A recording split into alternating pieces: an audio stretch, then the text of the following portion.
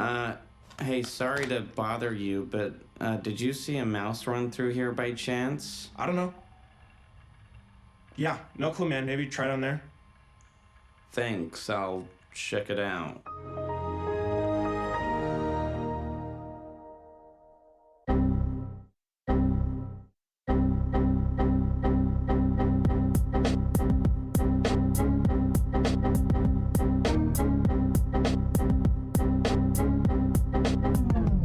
Welcome. We're all victims of the algorithm.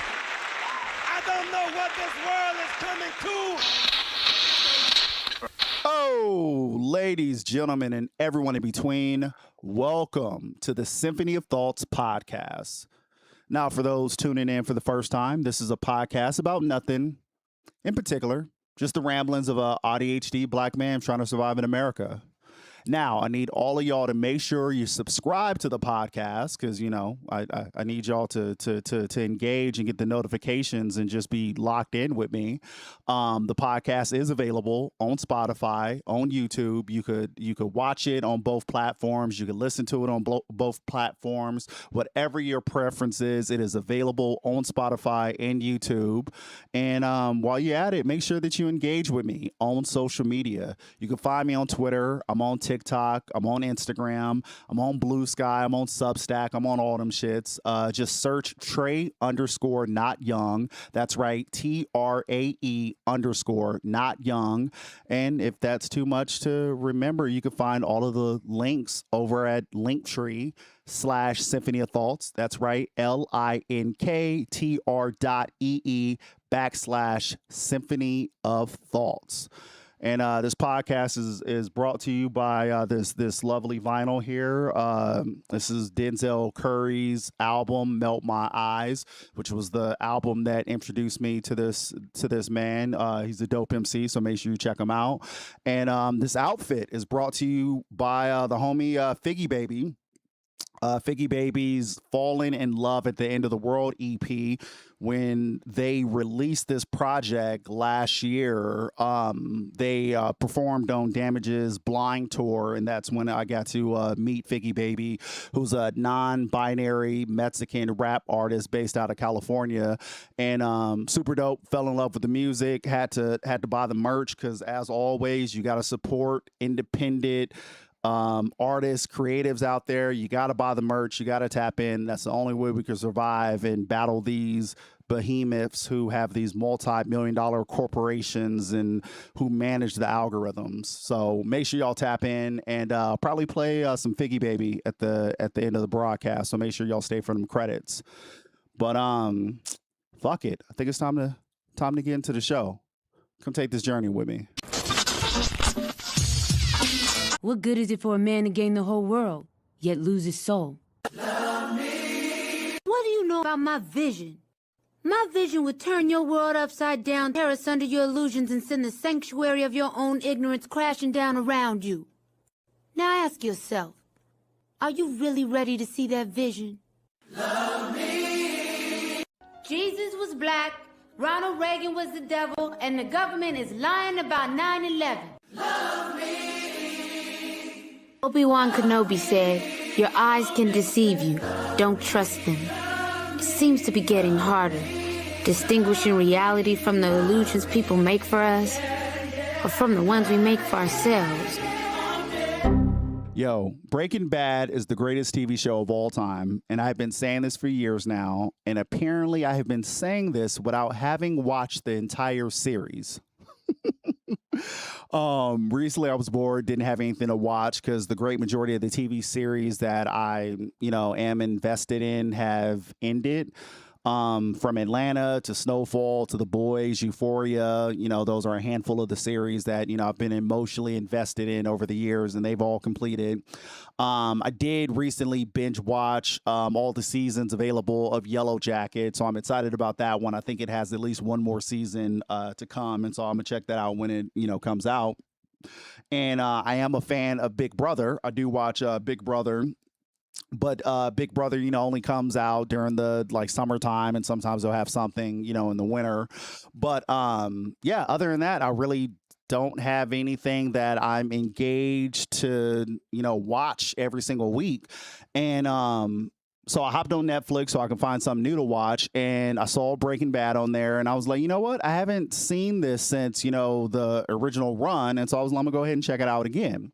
Now, going back in time, when it originally came out, I didn't see Breaking Bad in real time. When I first heard about it, I saw the dad, Bryan Cranston, was the main character, and I saw that it was like a serious drama, and I'm like, that's the dad from Malcolm in the Middle. Like, I couldn't see myself taking him serious in a more serious role, so like I didn't initially watch it. And then Breaking Bad was getting rave reviews, everyone kept talking about it, and then leading into the series finale, AMC had did a marathon. They were like, oh, we're going to show all of the episodes, leading into the series finale. And this is back in the days of DVR, so I was like, you know what, I'm gonna go ahead and check it out. So I queued up the DVR to record all the episodes, and then I had binge watched all of them. That was the first time I ever binge watched everything. And then by the end of it, I was like, oh my God, that's the greatest TV show of all time. So fast forward to 2 weeks ago, I started watching it, and I binge watched all 5 seasons within those 2 weeks. And I realized upon this full rewatch on Netflix that I missed like half of season 3, and it looks like I only saw 2 episodes of season 5. Like watching season 3, I remember the first handful of episodes, and then it was that episode when Walt gives Jesse the money for the RV, but then Jesse ends up going to the strip club and spending all the money over there. I was sitting there watching it, and I'm like, I don't remember this at all. And then, as the season is going, it start to click in my head. Oh, I remember when I originally watched it, I was confused as some of the, plot holes, because it was like, what happened to those scary twins? And it's like, why does Hank have a limp? And like, it was all these different things that I, was confused about. And upon watching it originally on the DVR, I assumed that had missed like an episode here and there, but I missed the whole fucking thing. And like, it was crazy too, because even like when the series ended, I was happy with the way they ended, but it was like, oh my God, never got to see what happened with Skylar, and, how the son reacted when he found out.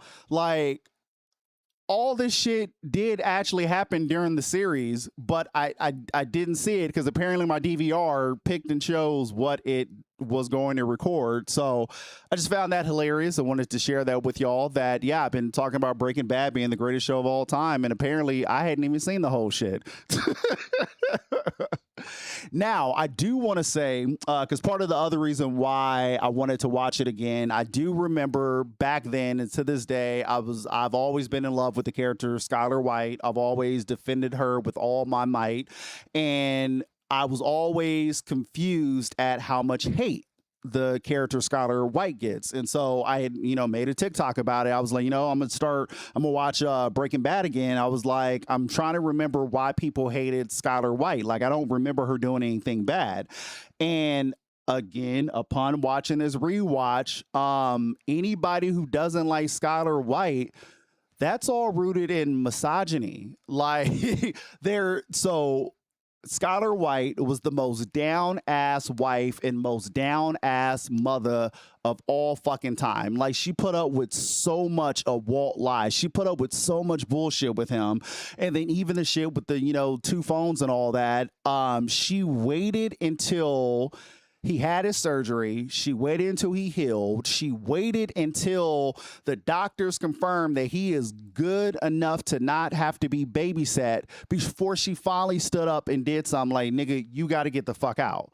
Like, she held that family and she held Walt down a lot longer than the great majority of people would. Like, she stuck by his side. And the only thing that I can say I could understand you being mad at Skylar for is with how long it took for her to like stand up to him. Because like once she, kind of found out what was going on, she was still like, she became complacent in the situation. And it wasn't until she started to find out, like, is this nigga killing people too? But as Skylar had said in that one episode, she was like, I'm a coward. Like, I'm terrified. I don't know what to do. She didn't know how to stand up to him. She didn't know how to, move away from the situation. She just kind of was facing executive dysfunction, and it was just like, I just need this nigga to die so all this can go away, because I don't have the strength to stand up and fight this whole situation. So that is honestly the only reason why you could hate Skylar White. Other than that, I hope to one day find a woman who is a half of the woman that Skylar White is, because my God, she put up with some shit and she stuck by that nigga through thick and through thin. She held to her marriage vows. So shouts out to her. Skylar White is grade A milk. Respect. And actually, while we're at it, I think now would be a good time to plug a new podcast coming out soon. That's right. Your boy Trey Not Young is about to link up with my boy Los real soon to put together this Real Talk and Real Talk podcast. Now, y'all should remember Los. He went by Jedi Yank on the Benito Bowl episode that I did a while back, doing the recap of the Bad Bunny halftime show during the Super Bowl. Me and him been chatting it up, and we decided that we're going to start a podcast talking about film and TV shows, but from the lens of two nerds from the hood. So that's right. It's going to be a black and brown taking on the silver screen. And like I said, it's going to be called Real Talk and Real Talk. That's REEL, real, like a, film reel, and Real Talk, REAL, because, we're going to keep it real as we talk about these reels, and it's going to be dope. It's going to be dope. So we're going to do some deep dives and, like I said, just kind of talk about some of these important movies, but talk about them from a completely different and real life perspective. So might as well just go ahead and hit them with the trailer.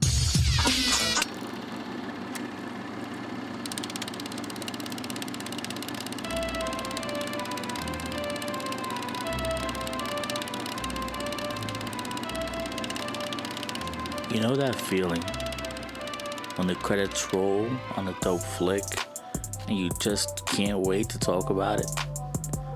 That debrief circle in the theater parking lot? That late night discussion with your homies? Whether you're out on the stoop, in the crib with some drinks, or sitting on a park bench somewhere, just shooting the shit.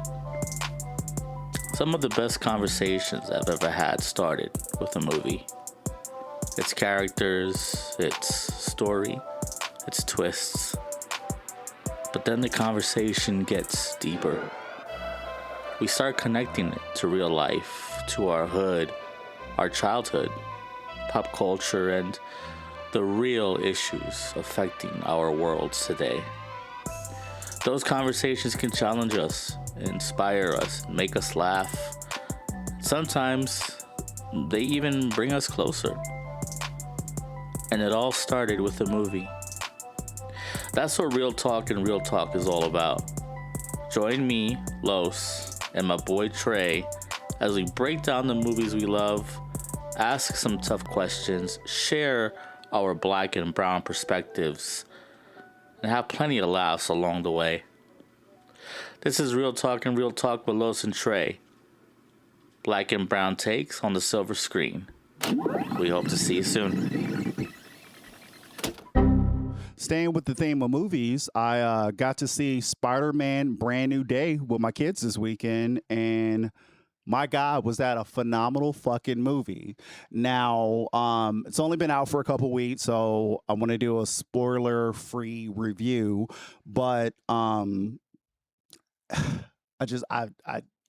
are the words to talk about this absolute cinematic masterpiece?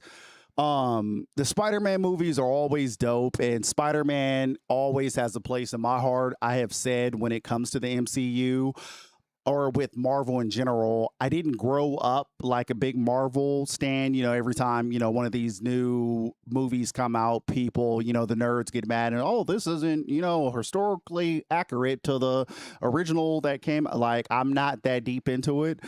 Growing up, I was a fan of the X-Men comic books, and I was a fan of the Spider-Man comic books. Other than that, I didn't know shit about any of the Marvel characters. And as I have said with the MCU, it was the introduction of Black Panther, which caught my attention. And then I checked out Civil War, and then it was like, oh, wait, this is actually kind of dope. Let me go back and, you know, start diving into everything. But, yeah, Tom Holland as Spider-Man, they've done a real good job, and each and every Spider-Man movie has been absolutely phenomenal. And this one, and maybe it's recency bias, but this one probably was the best one. It was just phenomenal. And shouts out to Tom Holland.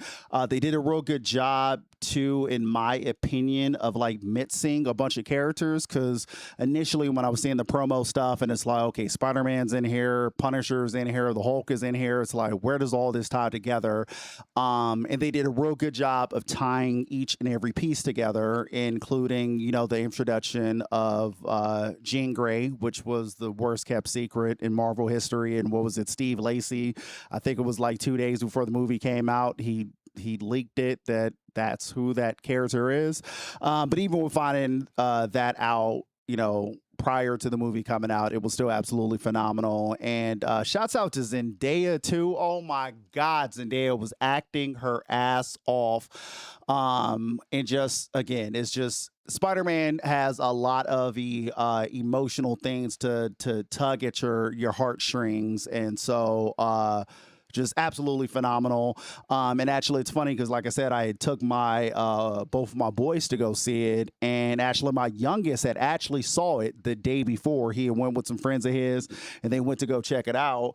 And I had asked him, I was like, hey, did you like it? And he was like, oh my God. He was like, it was incredible. And I was like, was it good enough for you to watch it again? Because I was like, that was my plan on this Sunday, was for us to go, you know, check it out. But you know, got to catch it early with your friends. And he was like, no, you know, I'll check it out again. And so we went to watch it, and my oldest saw it too. And neither one of my boys are really into Marvel movies. That's not really ever been their thing. They've seen a couple of them, and, you know, they've enjoyed a couple of them. But like when a new one comes out, they're not all excited, like, oh my God, I got to check out this new Marvel movie. But both of them, after seeing Spider-Man Brand New Day, both of them was like, that was one of the greatest movies I have ever seen. So kudos to Marvel. Hats off. Y'all did it again. You can always count on Spider-Man to kind of re-energize the fan base, because, you know, it's been turbulent. Being a fan of the MCU over the course of Phase 5 has been tough. Now, there were a couple announcements that came out from Marvel over the past week that kind of shed a light or brought more attention to some of the issues that Marvel is currently dealing with. One of those announcements was Mahershala Ali confirmed that he has moved on from the long-delayed Blade reboot. It originally was announced at the end of the San Diego Comic-Con in 2019, was initially when they had announced that Mahershala Ali was going to be the new Blade. And all of us were fucking excited because Blade, and actually, in real quick history lesson for those who don't know, Marvel was literally going to go bankrupt back in the day, and it was those Wesley Snipes Blade movies is what kept the cinematic side of it, kept that side of the production actually viable, and made sure that they didn't go bankrupt.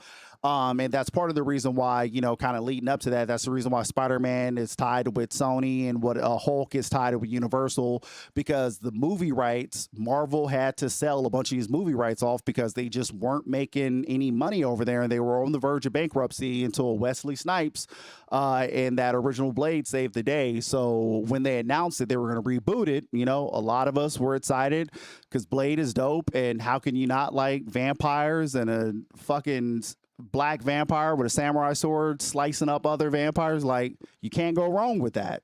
But Yeah, the movie that was in 2019 when it got announced, and it never ended up coming into fruition. Now, it is interesting because as they were originally working on the script, the original Blade reboot was supposed to be like a period piece of back in the 1920s, 1930s. And costume designers had actually built a whole bunch of different costumes and different wardrobe assets and a whole bunch of stuff. And then that version of the script ended up getting scrapped. And when that ended up getting scrapped, all of those wardrobe items actually end up getting sold to Ryan Coogler's production company, the people who put together Sinners. And so visually, what we got to see with Sinners is possibly what that original Blade reboot idea was supposed to be. So that was, interesting. Again, Ryan Coogler is also tied with the MCU, with him being the director of Black Panther. But excuse me. Back to Mahershala Ali, they the only cameo that he actually did was in the post-credit scene for Eternals, when the character pulled out the sword, and then you hear the voiceover in the back, and that turned out to be Mahershala Ali's character. And then it was like, oh, okay, they're teasing it, so we're going to finally get somewhere with this Blade character. And like I said, it never came into fruition. Mahershala Ali finally basically announced that he officially moved on during a GQ interview, where he basically said if they wanted to do it, we would have done it. So, he kind of put the blame on Marvel, hey, I've been excited to do this for quite some time, and they just couldn't get it together. And there was a whole bunch of different rewrites going on. There was a whole bunch of changes in directors. I have heard people say that, not to put all the blame on Marvel. Some people have said that a lot of it came to Mahershala Ali was also trying to get super deep with, the meaning behind Blade and what direction they were going to go with the story. That's hearsay. I don't know that particularly as the reason why it fell apart, but Kevin Feige did blame the delay on the script, never coming together. He says he feels like a gigantic loser and a failure. And it was interesting because during that same week, it got announced that the Wonder Man series was getting canceled, even though they had just announced that there was going to be a second season coming soon. They had announced they got renewed for a second season. And then that last week also got announced to be officially canceled, which was very weird considering that the show had not only received critical praise, but the actor Yahya was up for a Primetime Emmy Award for Outstanding Lead Actor in a Comedy Series. So this then kind of brought up the question that a lot of people started asking, and it was like, what is going on with Marvel and Black characters? All right, everybody, let's clear the set. If you're Black, you gotta go. Come on. What? If you're Black, you gotta go. What about me? I'm just the sound guy. Are you Black? Bro, y'all know how much I've been working on this role? Guys, I'm so sorry. I had no clue. No, you too, nigga. And I can say it. Wait. Yeah, but everybody, What? could you No, I'm the director. Now, I would actually take it a step further and say that this kind of highlights the challenge that Marvel has had with showcasing diversity in general, starting with Phase 5. As we all saw, you had the Infinity Gauntlet, which was an amazing story. And you had Tony Stark's character die. You had Captain America, Steve Rogers, go back in time. And, now he's an old man and all that. And going into Phase 5, Marvel's focus was to bring brand new characters and also bring in much younger actors and actresses to kind of be like, okay, hey, we're going to set up the cinematic universe for the next, decade or two by, kind of rebooting it with these younger characters and kind of add or younger actors and actresses and introduce some new characters and all that. And the incels and the bigots within the world started basically kind of labeling Phase 5 as the DEI phase of Marvel. And unfortunately, they use their powers on the internet to kind of Bigot Bomb, a whole bunch of different projects. Now, back in 2022, you had She-Hulk that came out, and it got targeted by a bunch of widespread internet campaigns, critical YouTube videos, and pre-release, people were talking about the tone and the CGI and the feminist themes. They didn't like that, She-Hulk was making fun of the incels, and by all accounts, like, we haven't seen She-Hulk again since the show. And I was a big fan of the show. I thought the show was phenomenal. And it looks like, She-Hulk, at least from a TV show perspective, is gone. Hopefully she comes back in Doomsday or, Secret Wars. I haven't been keeping up with the cast of who's going to be in what, because I just want to see it. Like, I miss the days of surprises when you didn't know who was going to be in, these types of movies. You just kind of watching. It was like, oh, would you look at that? Now, outside of that, there was also Miss Marvel, who also came out in 2022, which Miss Marvel is a Pakistani character, and same thing, being a woman and being a minority, it got flooded with a whole bunch of low user scores, negative reviews on IMDb right around the release. And again, people were like, people were, on their anti-woke, misogynistic bullshit about like, oh my God, there's this show with this young Muslim female lead. Like, oh my God, they're just shoving it down our throats. 2024, you had Echo come out, and Echo was based around a deaf Native American character. Same thing. It got targeted with a bunch of low audience scores. You had Ironheart with the black young Riri Williams, who's like a Tony Stark protege and like the new Iron Man. It came out, and hours before the streaming even began, the score on Rotten Tomatoes dropped to 32%, and IMDb got flooded with a whole bunch of one-star reviews. Then to kind of round this out, you have Sam Wilson as the new Captain America. A lot of people didn't quite like the Captain America movie, and there was also even questions about like if the movie got sabotaged on purpose. Like, you had the whole situation with the Israeli character, who it seems like was supposed to play a much bigger role in the original making of the movie, but then as it kind of leaked who the character was, and it's like, oh, this motherfucker is basically part of the IDF, and like people started to get concerned, and whispers were going around. They had to reshoot a whole bunch of stuff, move some stuff around, and by the time the Captain America movie came out, it seemed just kind of like a Hulk movie. It didn't really highlight Sam Wilson, the new black Captain America. It didn't really highlight him in a good view. Then you have Secret Invasion. We finally, got the kind of like an origin, or you got like a story of Nick Fury, and we're finally going to get, some more of Samuel L. Jackson's character. And then the same thing, Secret Invasion kind of fell apart, and you had the whole situation with it was getting ready to come out. It had all the, war stuff going on, but then around or leading into the release, you had the actual invasion of Russia into Ukraine. Then there was a whole bunch of political concerns about how they were, making the movie and what it was going to talk about. So then they had to go back, do a bunch of reshoots. And then same thing, when that finally came out, it was an absolute mess. And then you have Armored Wars, which was supposed to be a show about War Machine, Don Cheadle's character, and that ended up getting canceled.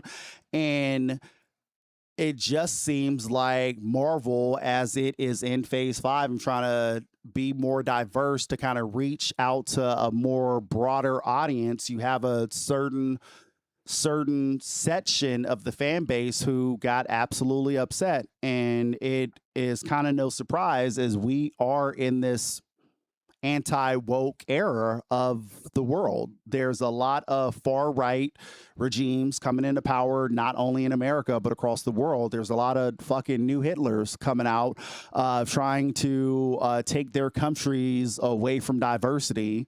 And yeah, and we're starting to, we've seen that a lot with the various entertainment things, and with, Trump during the start of his second term. He came out, DEI is dead, and you had the whole situation with Target, scaling back their DEI programs and a bunch of other places.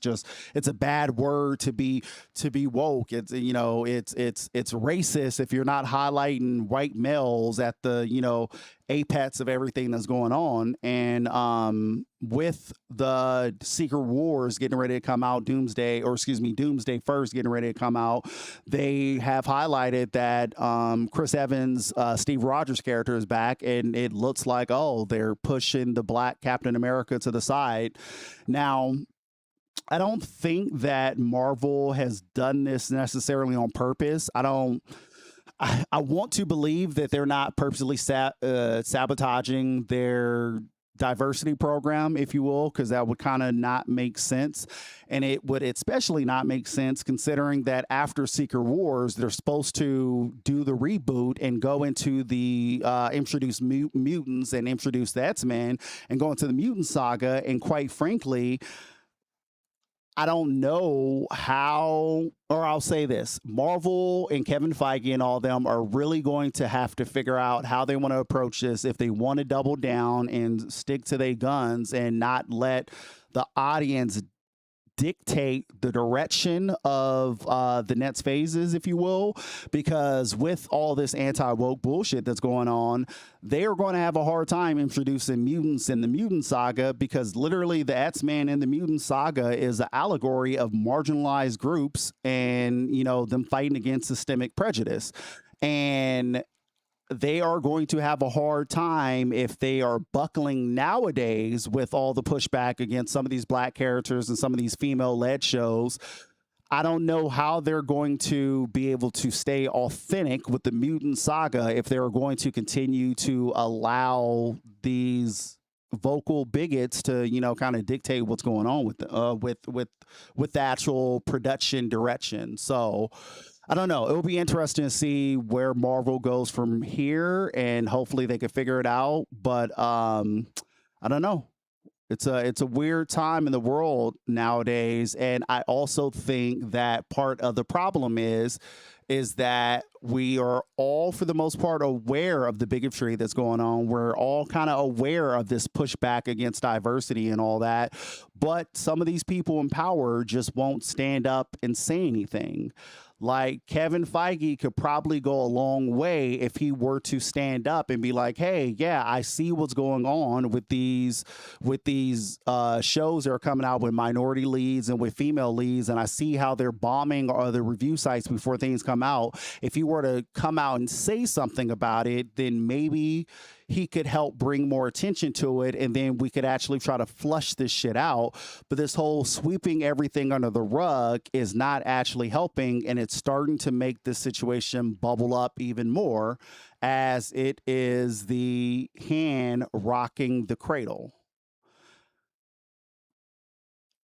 We really need to stand up and figure out how to fight back, and the people in power kind of need to do it, because us marginalized folks don't have the power to make the changes that y'all could actually do. But unfortunately, you have a lot of these people in these positions of power who they don't want to alienate the fan base. They want to continue to collect those bigoted dollars. And quite frankly, if that is your focus, is to sweep the stuff under the rug and, not upset anybody by, addressing the elephant in the room, we are going to see this next phase of Marvel fail, and fail horribly.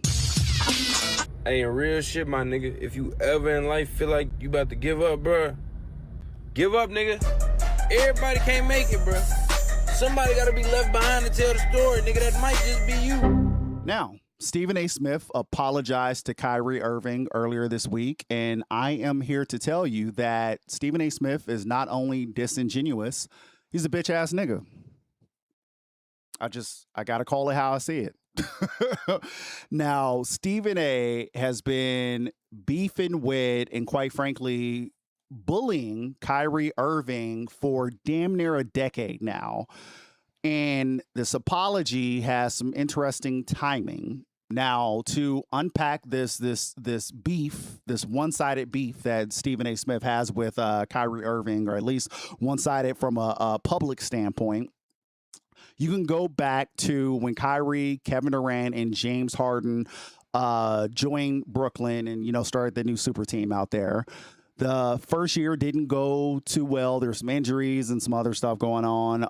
But then going into 2020 season, everybody was held up and, everyone was excited to see what was going to happen. Then in 2020, COVID hit. Now, COVID hit. The NBA finished that season with the bubble. They did the whole thing in, Disney World out there in Florida. And going into the next season, the NBA decided that they weren't going to do any type of mandate for the players, but what they were going to do was essentially follow the rules of the various cities. So like, hey, the NBA is a traveling product. So whatever city we go to, whatever their rules, those are the rules that we're going to have the players abide by, which meant players who played in or played for any of the New York teams had to be vaccinated, because that was one of the mandates back then. Going into buildings, you had to be vaccinated. Now, that news came out, and leading into the season starting, Kyrie had refused to get vaccinated. Kyrie's take on it was he didn't know enough about the vaccine. He didn't know if there was any long-time concerns with taking the vaccine. And Kyrie was very adamant that he didn't think basketball was that important. Like, he was like, being here for my family and my long-term health is more important than playing basketball. So I'm choosing to not get vaccinated.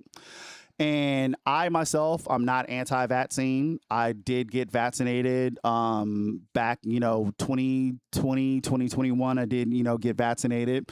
But I wasn't mad at Kyrie in any type of capacity, because, again, to each his own.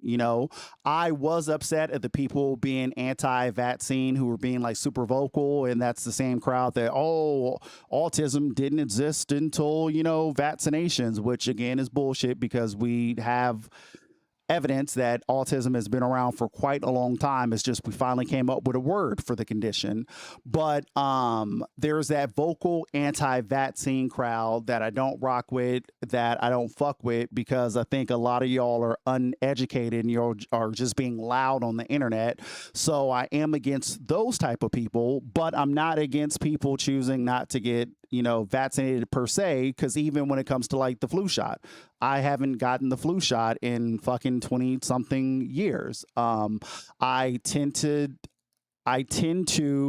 not get sick during the different flu seasons and all that. My immune system is in a decent place, and so I don't introduce additional stuff to it, because I haven't had a need to. And kind of the same thing with the COVID vaccine. I got vaccinated in the beginning, and since then I have not gotten COVID, so I haven't been vaccinated again. Now, I know a bunch of people who get the flu all the time, and they've caught in COVID a bunch of times, and those people I encourage to continue to get vaccinated and all that, because it's like, yeah, your immune system is having a hard time with that. So I think you should do what you should do to kind of, stand up, you take those preventive measures to kind of, be able to, abide by it. But I say all that to say that, again, like I said, it's vaccinations and all that. It's a nuanced thing that, we should be talking to one another, not at one another. But during that entire time, Stephen A. Smith was very vocal against Kyrie. He was, talking about, Kyrie remaining to be unvaccinated. He was talking about how that's hurting the Nets championship aspirations, and how, it was disrespectful to his teammates. Kevin Durant and James Harden packed up and came over to Brooklyn to go play with you, but then you don't want to, play. And he was calling them selfish, and he was calling them unintelligent. He was just, saying a whole bunch of negative stuff about Kyrie. And this was happening nonstop on First Take, which was ESPN's, one of their, biggest shows. Now, these rants about Kyrie, this whole thing got so personal that eventually Kyrie found Stephen A, confronted him face to face, and then even Kyrie's dad got involved at one point, and there was a text exchange between him and Stephen A, which Stephen A, then again being the bitch ass nigga that he is, went on air to tell everyone how Kyrie's dad crossed the line. Oh, he crossed the line. But anyway, I say all that to say that again, that's how personal these attacks end up turning out to be, and how big this feud end up happening, or end up building up around the vaccine. Then the beef continued in 2022 when Kyrie caused some controversy because he, on Instagram, I believe on his story, he had shared a link to a film called Hebrews to Negroes Wake Up Black America. Now, for those who don't know about this movie, I haven't seen it myself, but, doing your Googles, it's a film about Black Hebrew Israelite. It's the Black Hebrew Israelites concept, which believes that Black people are the true descendants of the biblical Israelites. Now, that is considered anti-Semitic for, a variety of reasons. I won't really get into all of that, but there are, it's some anti-Semitic rhetoric believed, around that. And so Kyrie posting that link, then people took it as him being anti-Semitic, and the Nets end up suspending him for 5 games without pay, which again, I'm not mad at it. I get it. The NBA has to do something to kind of, appease their fan base. If you got a bunch of people saying, hey, I'm offended by what that guy did, I get the NBA standing up to do something. Now, Stephen A took that opportunity to then double and triple down on disrespecting Kyrie again. And he was going on rants about how Kyrie possesses an inflated sense of intelligence. And he also felt that Kyrie didn't take full responsibility of the impact of sharing that link. Now, I am always someone who has been apologetic of Kyrie, I guess you can say. My opinion on Kyrie has always been that Kyrie views basketball as a game.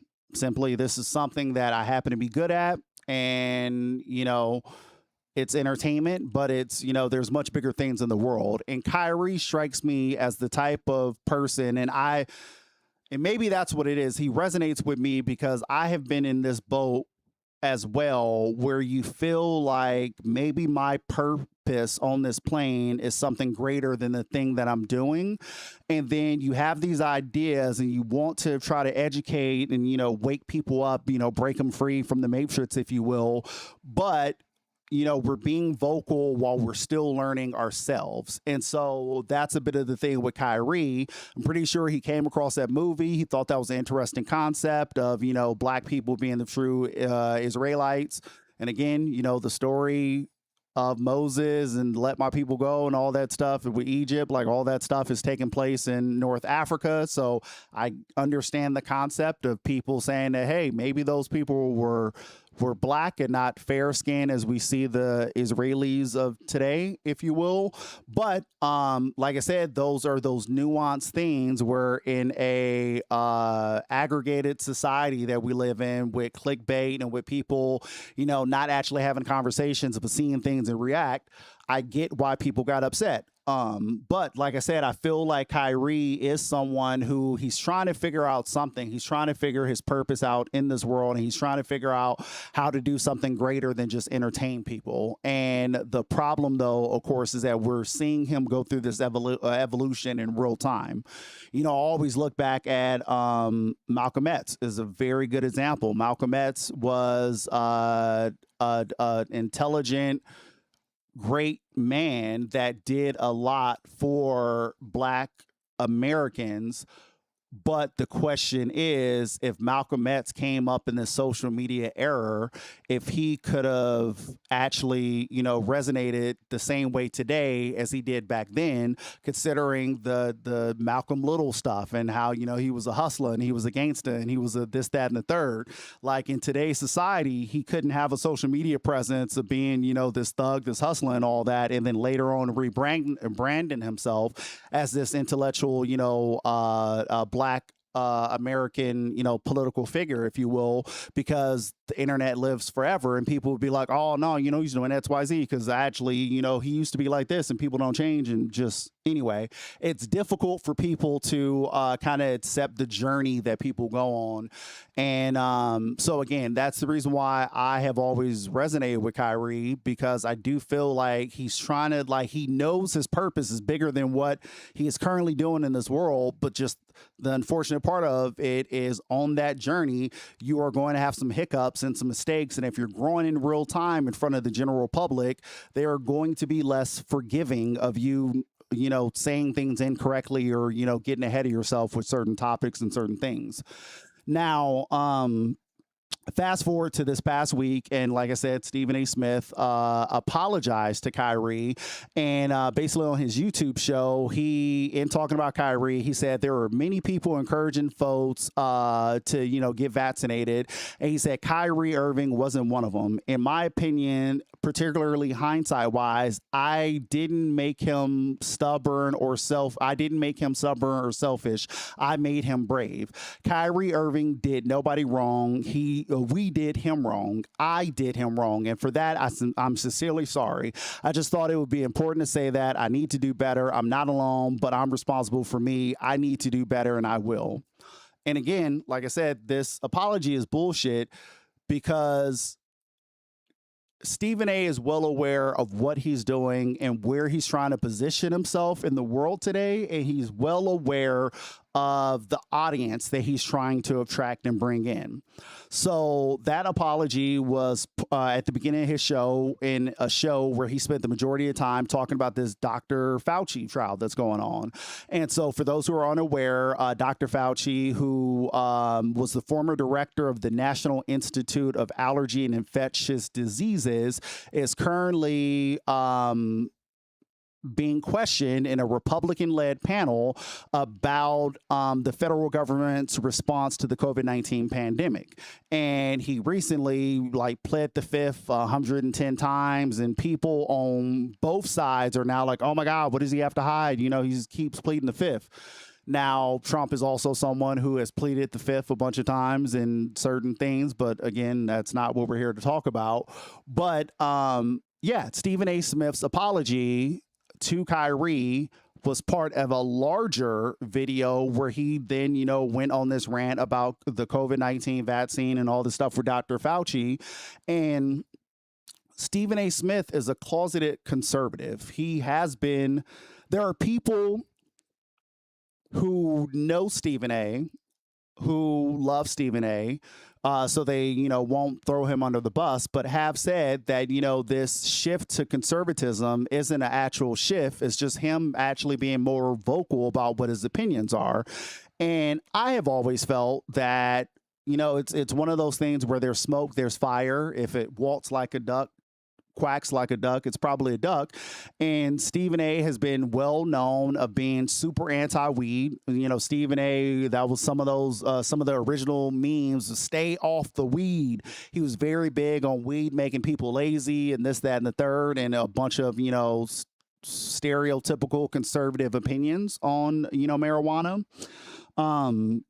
Stephen A. also, during the whole Black Lives Matter movement with George Floyd and a bunch of stuff that was going on back then, Stephen A. was, it was very apparent that Stephen A. was trying to get away from some of those conversations while also, kind of bigging up police and being like, oh, we can't attack the police, even though, again, saying Black Lives Matter and talking about defunding the police isn't about destroying the police and getting rid of them. It's more so a conversation of, hey, some of this money needs to, the police, maybe they're stretched thin and we're asking them to do too much. So instead of giving all this money to them where they have fucking, some of these police officer buildings have tanks and all kinds of armored piercing bullets and assault rifles and all that, maybe we need to take some of that money and give it to other things. So then a cop isn't having to go to places where there's a mental health crisis. If the person is unarmed, maybe we should send a doctor to check on the person and not a cop. Maybe cops shouldn't have to do every single thing in society. Maybe that's the reason why they're so fucking stressed out and trigger happy. But Stephen A. was very, anti woke politics, if you will. And famously, he got called out for it because Matt Kellerman, who was his white co-host on First Take for many years, Matt Kellerman was very vocal about what was going on in America, and it really started to kind of look bad on Stephen A. that the white guy is making all these, these comments and saying all this positive things about the movement, about, and talking negatively about what's going on in America. And Stephen A. was mum's the word. And Terrell Owens famously called him out, saying that, hey, Stephen A., Matt Kellerman comes off blacker than you. And Stephen A. got very upset at that. And we then eventually saw Matt Kellerman get, removed from that show because Stephen A. was like, oh, well, it's time to shake things up. No, you being a coon started to come to light. Like, it's one of those things where a bunch of us weren't really, like I said, paying attention to a lot of the stuff. We're just watching the sports things. But then as you have someone next to you that's being, super vocal about certain things, it starts to shine a light on the things that you won't talk about. And I think more so that's what Stephen A. got mad about, was he wasn't ready to be an open black conservative. And Matt Kellerman, being so woke and liberal, was kind of bringing attention to, yeah, you know what? You don't talk about these things. I've said the same thing about Kevin Hart.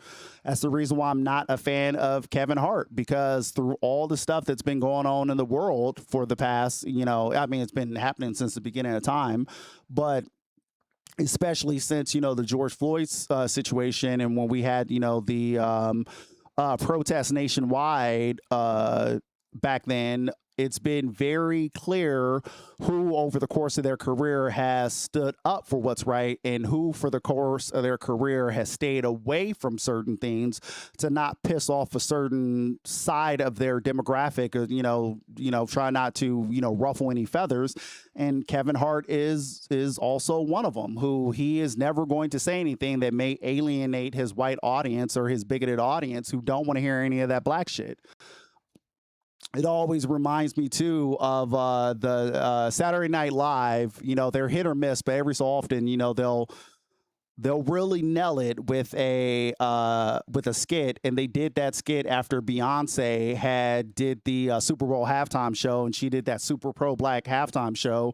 And Saturday Night Live had, made a joke about it on their Nets episode, where it was a whole bunch of white people who absolutely love Beyonce.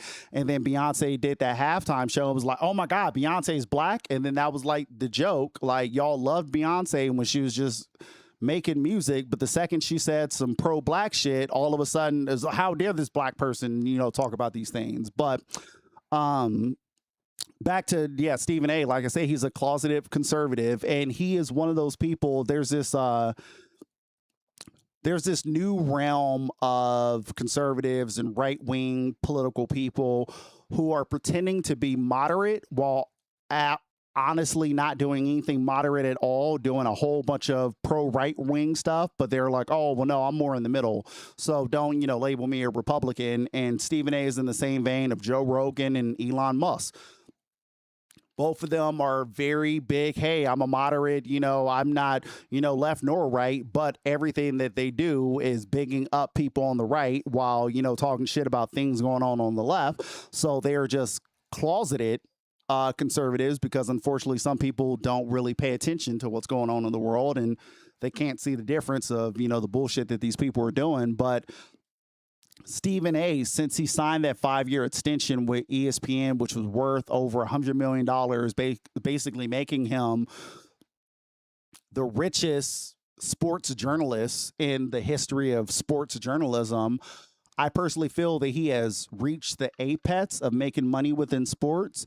And us being in this world where now it's no longer bad to be a conservative, it's no longer bad to be a bigot, it's no longer bad to be a racist, there's actually a ton of money into it.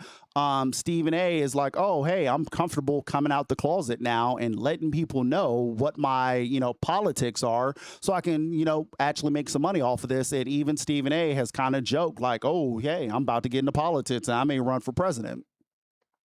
And you could tell what type of person that Stephen A. is because you have the situation like Kamala Harris. Kamala Harris, during the Jesse Jackson funeral, had got up there during her speech, and she had, said that whole thing about kind of talking about what's going on in America, and she kind of was like, told y'all so. I told y'all this is what was going to happen. And Stephen A. Smith was one of the people who got extremely upset and just went on these massive angry rants of just, talking so bad about Kamala and how disrespectful that was and this and this and that. And he just had all this anger for Kamala Harris. And then he made a comment about, debating Trump or, how he would beat Trump in a debate or something like that. And Trump was like, oh, he's low IQ and basically, called him a dumb nigga, if you will. And Stephen A. had way less smoke for Donald Trump because, again, Stephen A. has a lot of smoke for black people and for women, but he will never stand up to his masters. And that's the type of person that Stephen A. Smith is. Now, I don't know, and so, kind of, bringing this all together, I am not surprised that he is doing this apology tour for Kyrie about the COVID-19 vaccine, because that is what the right wing and the Trump supporters are all about. They've been anti-vaccine for quite some time, even though that was the one thing that fucking Trump got right during his, and actually he still didn't even... The vaccine coming out during Trump's first reign was the one victory, if you will, because it did, save a bunch of people's lives. Now, a bunch of people died unnecessarily because how slow America moved to do something with it against, COVID-19. But people on that side have been anti-vaccine this whole time. And so Stephen A. is, again, trying to attract more of those people to him by saying these anti-vaccine things to make those people happy so those people can continue to put money in his pocket. Because quite frankly, nowadays, we no longer live in an age of journalism. We live in the age of content creation. And the most valuable piece of content in the world today is pushing a conservative agenda, because conservative consumers will spend their money anytime somebody highlights conservative talking points, or anytime, white people, quote unquote, are persecuted. That's the reason why you have a situation like Chud the Builder, who fucking shot and tried to kill that black man, and immediately conservatives started throwing all the money that they can to try to help him fund his, trial. You had the white woman who got mad at the black autistic kid and called him a nigger, and then she made 6 figures through a GoFundMe, before the week was over. Like, there's a ton of money in conservatism and in bigotry, and Stephen A. is just the latest content creator to move over there in that realm to try to collect some of that money. So I don't know. I just, again, think people need to kind of be aware of the bullshit and be aware of what people are doing. And again, like I said, I do think that Stephen A. is showing his true colors. I think he has been a conservative all along, but don't be surprised by this sudden, shift in personality, if you will. He's just saying what he always wanted to say, but he's just now able to actually make money and get positive attention based off of it. And you just got to be aware of the bullshit, y'all. I would assume what's the opposite of homosexual? Heterosexual. I would assume his ass is a homosexual. And he different. So if he was not a homosexual, you gotta say heterosexual. A heterosexual. So if he was a heterosexuals, bro, I'm gonna assume that you ahead of the sexuals and bro ahead of the sexuals too. I'm already ahead of the sexuals. So I'm assuming everybody who hangs with me is ahead of the sexuals, bro. If you're not ahead of these sexuals, then... Man, who knew heterosexual women were such bigots? For the past week, we experienced the latest culture war on social media, and this time it was a ton of people versus heterosexual women. And I'm sorry, y'all, I wasn't on y'all's side.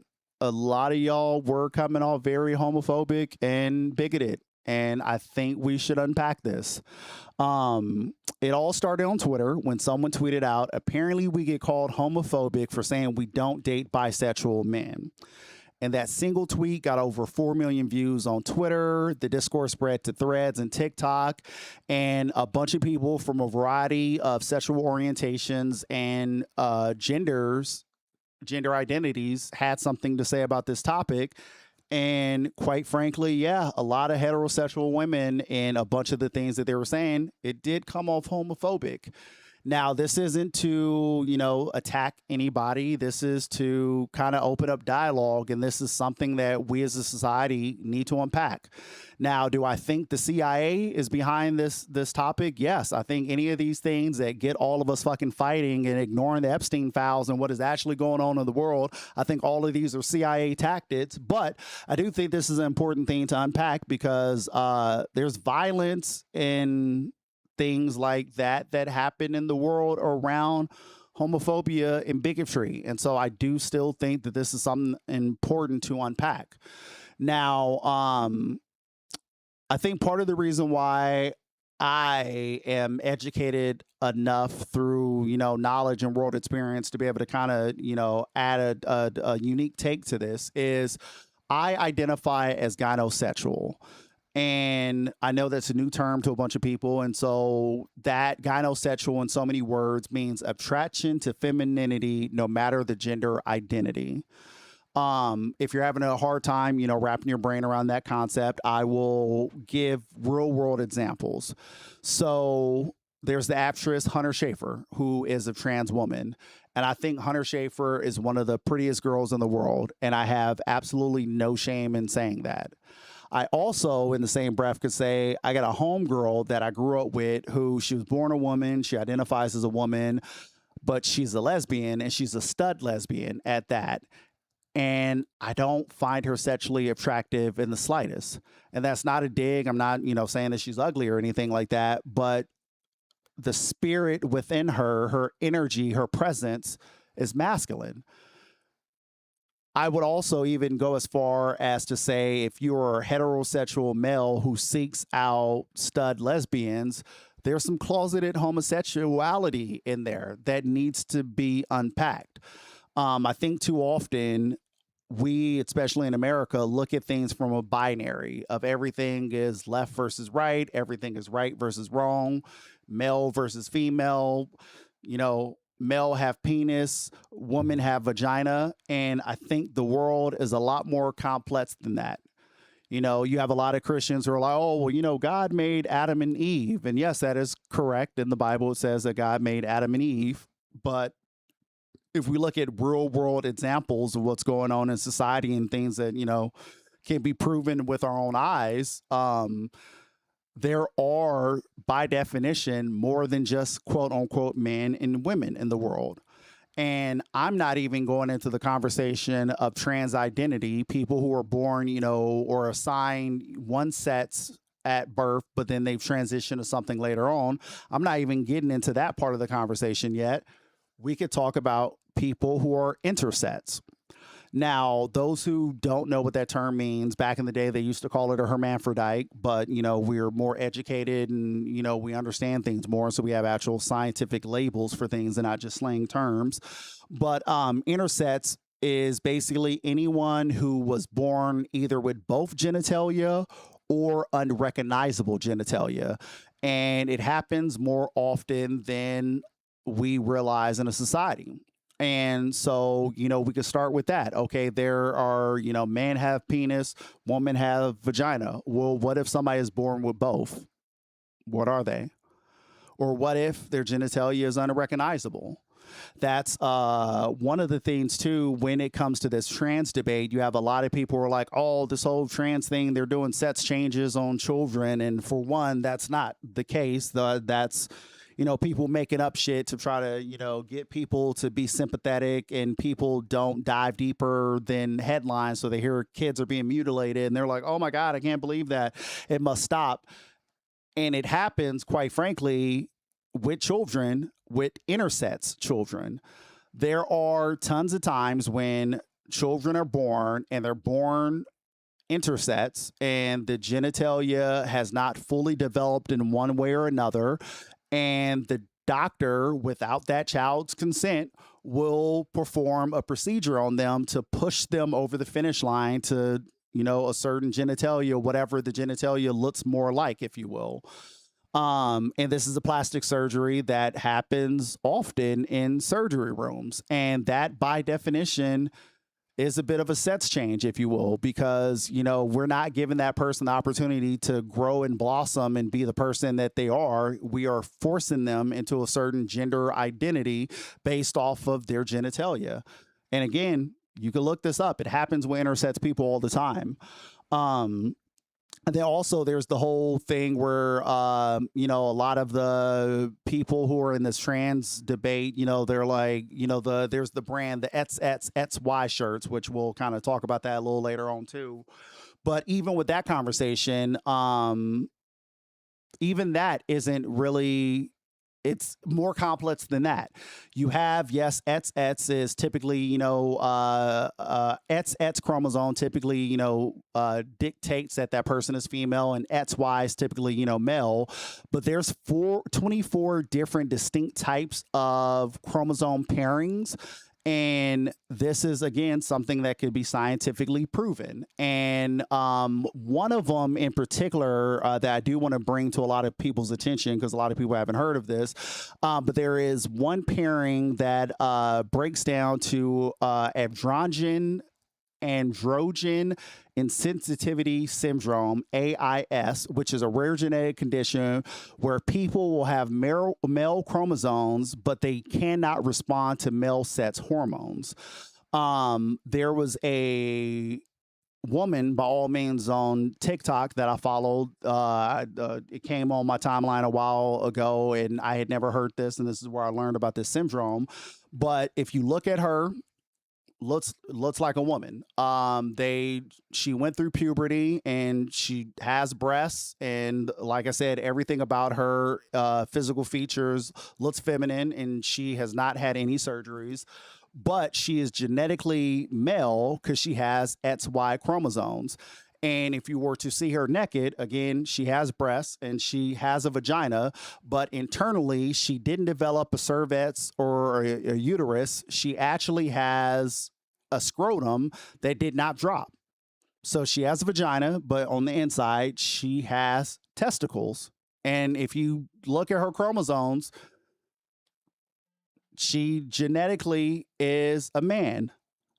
But again, her body, due to this syndrome, does not respond to male sex chromosomes. So she physically looks more like a woman.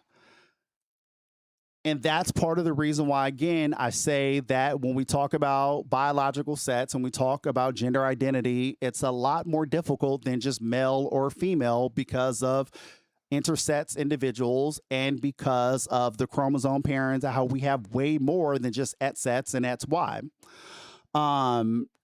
Now to kind of, you know, go back to the topic at hand, I do think that we as a society being stuck in this, looking at everything from a binary perspective, then in turn, a lot of people who kind of think within the box, if you will, there's a lot of people who grow up and they find themselves trapped in heteronormative relationships, and subconsciously they hate it.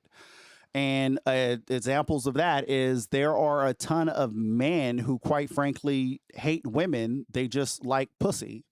And I'm not even talking about just like the incels. Of course, we have incel culture, which is involuntary celibacy. And there's these men who absolutely hate women and they feel that they can't get sets because, you know, they're owed sets and, you know, women are mean because they don't give it to them. I'm not even talking about incels.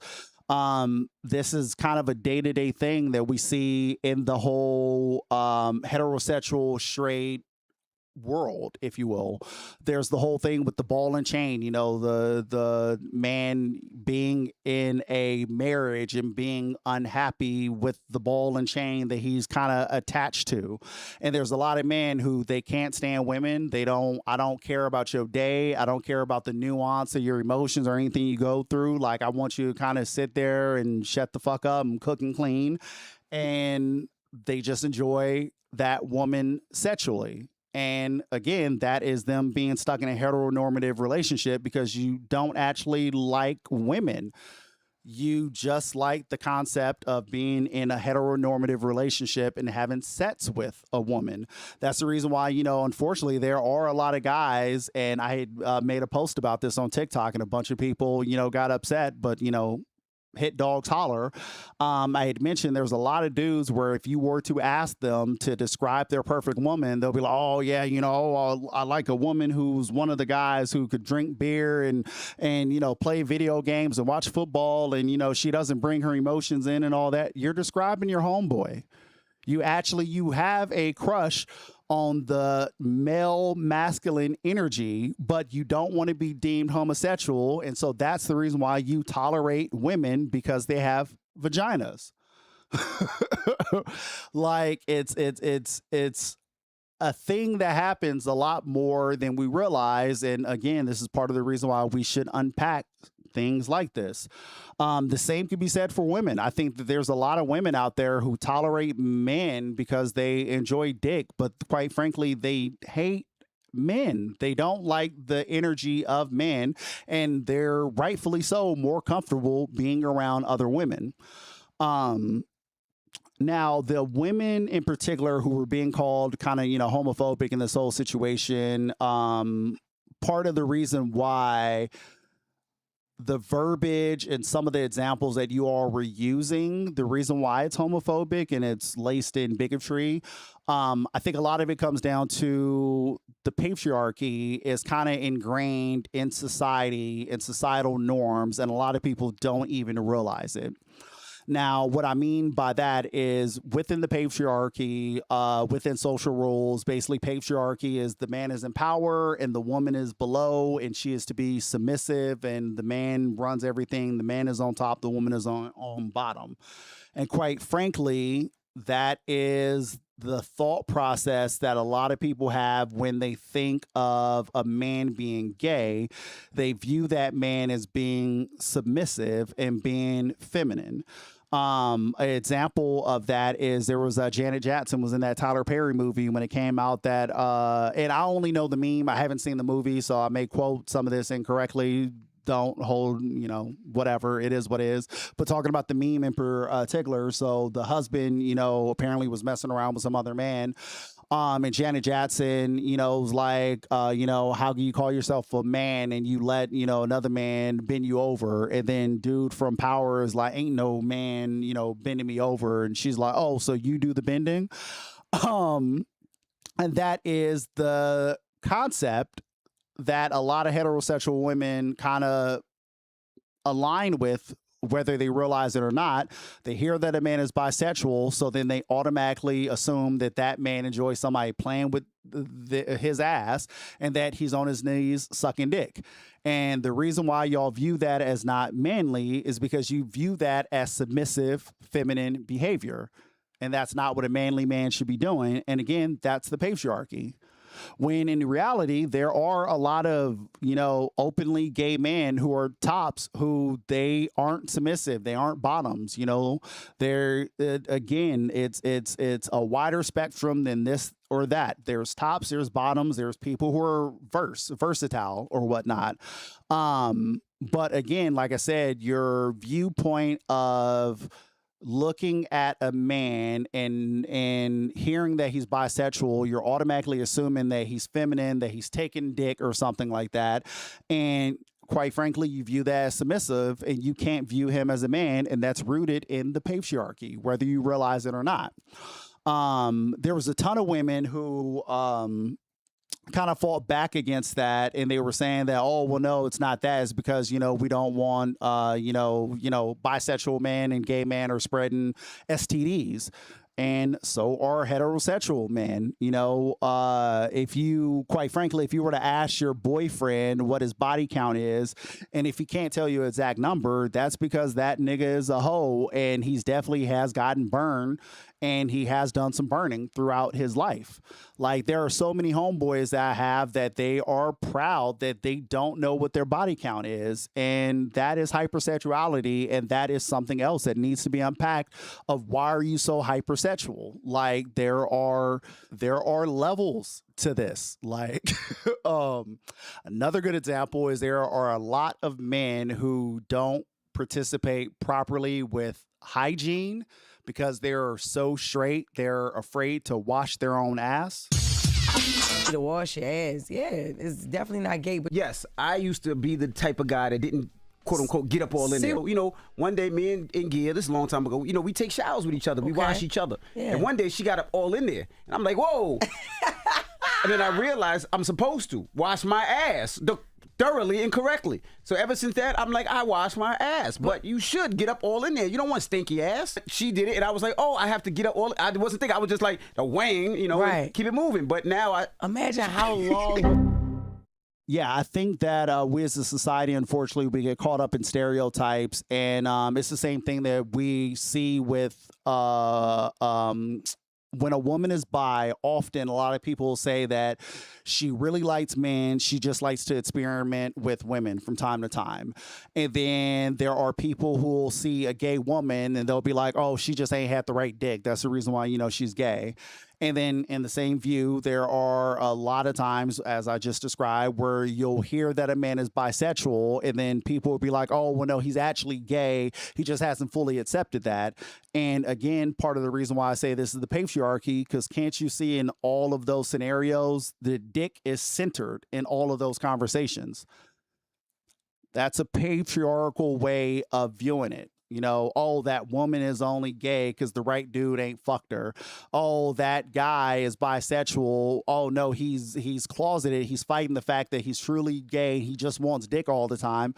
No, again, these things are a lot more complex and a lot more nuanced than that. And like I said, me being someone who identifies as gynosexual, I'm not attracted to man. I'm not attracted to masculinity or anything like that. But I do view women can be cis and women can be trans. And throughout, you know, my life, I have dated some trans women. I also once dated a non-binary trans man, which, you know, they were assigned female at birth. They feel like a man trapped in a woman's body, but they never went through with having any type of surgeries or anything like that because they, which I agree with, they weren't comfortable with surgeries, and I completely understand that. Like, they were scared that, you know, they would try to, you know, get a surgery and the doctor would fuck up some nerve endings or something like that, and so they were just comfortable with having their body the way it was, you know, developed as they were born, if you will. And part of the reason why they identified as non-binary, because even though they were, again, born a woman and they identify as a man deep down, they consider themselves non-binary because casually they will wear t-shirts and jeans and pants and all that, and so their dress style was more masculine a lot of times. But when they would go out to party or, you know, have a good time or whatever, when they would get dressed up, they would dress more feminine. And so that's where that non-binary perspective came from. And I remember the first time I had met this person on a dating app field, and you know, I saw the, you know, pictures and just looked like a, you know, regular woman who was into shibari. That's the Japanese rope bondage. And they were a model, and me being someone who's done photography before, I matched with them, you know, on this field app. And then we hit it off well. We went on a date, and me, you know, being respectful the first time, you know, we went out because their label on field was non-binary. I had asked them their pronouns, and that's when they were like, I go by they, them. And then they explained they were, you know, born a woman or assigned female at birth, but they, you know, feel like a man inside. But then they also consider themselves non-binary because even the date that we went on, you know, they got a dress and they got big titties. And so, you know, us walking down the street just looks like a man and a woman, you know, walking down as, you know, normal, if you will. But yeah, when they had told me that they identified as a non-binary trans man, I just, like a lot of people, were like, oh, you know, that I didn't quite understand that pairing because I had never heard those things together. But I am not one to question someone's gender identity. So I was like, okay, you know, more power to you. You know, I'll rock with that. I'll respect your pronouns. But over the course of the relationship that we're in for several months, their description made a lot of sense because their energy wasn't super masculine. Like if you had to put it on a scale, it was like kind of a 60-40 thing of masculine versus femininity, and there was this. I could understand the. I don't want to say battle, but I can understand the balance that they had in their soul of like just sitting around chilling with them watching TV. They had the aura of just like a homie, just like a dude. Like there wasn't, they weren't overtly feminine or anything like that. But again, like I said, when we would go out, they preferred to dress feminine. And so I, again, say all that to say that a lot of this stuff is a lot more complex than we ever give credit to it. And we as a society just, I don't know, we need to start talking to each other more and kind of understanding, getting to the square root of this. And people need to be more comfortable with who they are. I have gone as far as to say that that's the reason why there's so many down low men within the male community. We see it with conservatives. Shit, we see it with niggas from the block who are, you know, who are technically bisexual, but they don't identify as bisexual. They're more down low because men and women attack this idea of men being anything other than heteronormative. And this is what leads to a lot of violence. And we have seen that. Like there's a video recently that went viral online where this girl had took her boyfriend's phone, and then she had went in the bathroom and she had locked herself in the bathroom, and this nigga kicked a hole in the wall, or excuse me, the door, and broke the door in half to get into the bathroom to get that phone from her. And as a lot of people, including me, joked, oh, there must be some type of homosexual activity going in that man's phone. That's not the sign of a man, you know, fighting to get his phone back because his girl is going to see him cheating. For him to act that violent, there is something in that phone that he does not want her to see. And more than likely, there's some homosexual activity going on. And again, that man, if he was someone who was comfortable in being bisexual, and again, this is an assumption of how violent, you know, his reaction was, he wouldn't have been so violent. And we see the same thing with trans women. Like trans women are unfortunately physically assaulted and killed at an alarming rate every other week. There's a story about a trans woman getting murdered by some man, and 99 times out of 100, it was because of that man fighting a sense of shame of being attracted to a trans woman. That kind of, you know, brings up the conversation of like, when should a trans woman disclose to a man that she is trans? And yes, the easy answer is, you know, before you guys do anything physical, you know, consent is an important thing. And so before having some type of physical interaction, be it sex or be it a kiss with that man, I think it is important for you to let them know your gender identity, and then if they consent to go further, then, you know, everything is all, you know, good, if you will. But the reality is that trans women are attacked just for being. There's often times when, and we see the clips online all the time, where there'll be a trans woman just existing, living her life day to day, and some dude will come up and hit on her, and then him or one of his homeboys will realize that that's a trans woman, and then they'll physically assault them and like, oh, how dare you? And what it is that man is facing shame because he saw someone and he was attracted to that person, and then he then found out that they were trans, and then he felt shame, and then instead of internalizing, looking within and why he feels the way that he felt, they turned the violence on that other person. I had talked about this on the original podcast when I got into podcasting shit damn near over 10 years ago.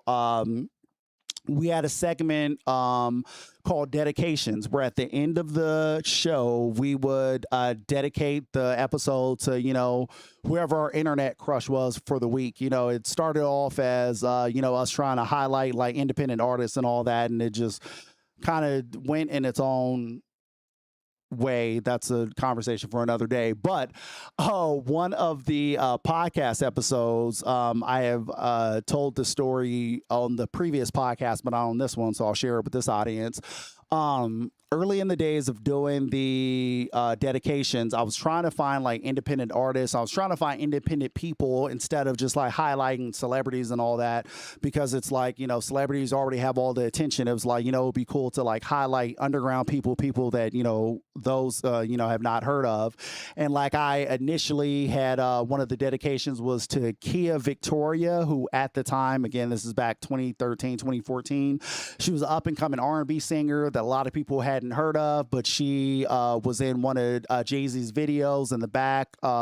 She, you know, wasn't a prominent figure, but I used my podcast to kind of, you know, shed light on her, and she was a cis woman.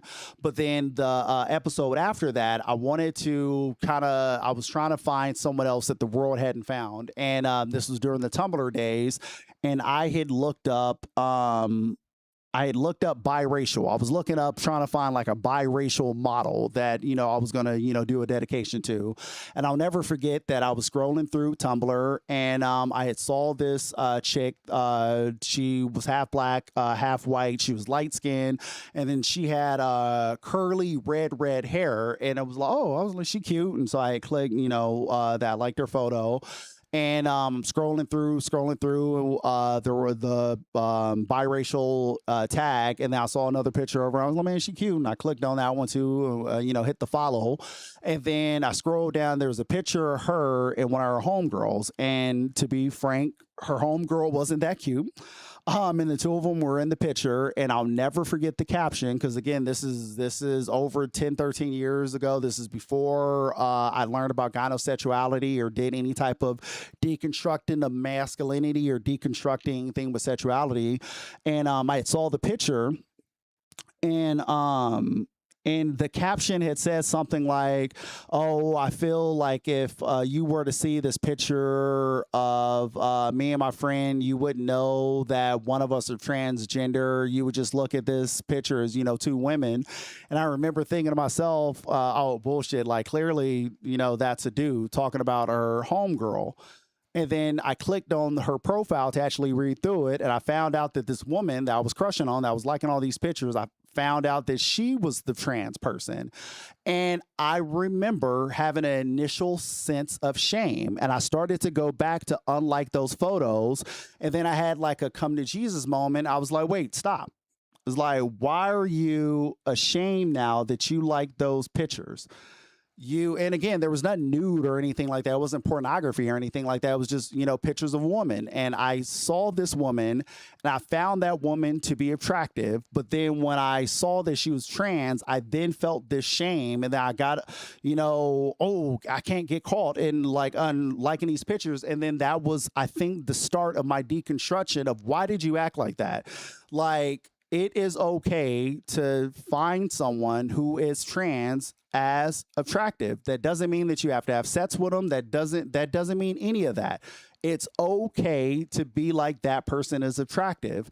And again, this whole, you know, putting men in a box where you know, as I've been, you know, describing during this segment, that again is what causes a lot of men, and this is men and women who are doing it. I'm not blaming, you know, just women in this situation. This is again is the patriarchy and homophobia and all that, putting men in this box who a lot of these men are attracted to trans women, and a lot of these men are even attracted to other men, but they're not comfortable in society with being true to themselves, and it causes them to be violent and hurt and sometimes even kill other people who aren't doing anything but attempting to exist. And so that is part of the reason why, even though I think that the CIA is the one that is in charge between some of this stuff on the algorithm catching our attention, this is still an important conversation to have due to the fact of the violence that ensues when we're not having these open conversations and when people aren't allowed to be who they truly are. But yeah, to kind of wrap this up, back to the heterosexual women, yes, you love who you love. Your dating preference is your own. And you saying that you don't want to date a bisexual man, that's not what's homophobic. It was how y'all were acting. That is what was the homophobic, and how you guys were talking about this situation. That is what came off as homophobic. And if you don't agree, I mean, it's the same thing that would happen if we saw a white guy go online for absolutely no reason and be like, you know what? Why are y'all calling me racist because I don't date black women? And then if a ton of white men joined in on that conversation and then they start to say that they didn't date black women and they start using a whole bunch of racial stereotypes and then saying that, you know, black women transmit STDs at a larger rate, we will look at them and we will attack them, rightfully so, for being bigoted. So for any of the heterosexual women who got in this conversation and got attacked by people, just deconstruct and think about the things that you said, and if the shoe was on the other foot, how you would have took it. And then maybe that'll help you start unpacking some of the bigotry that is within you.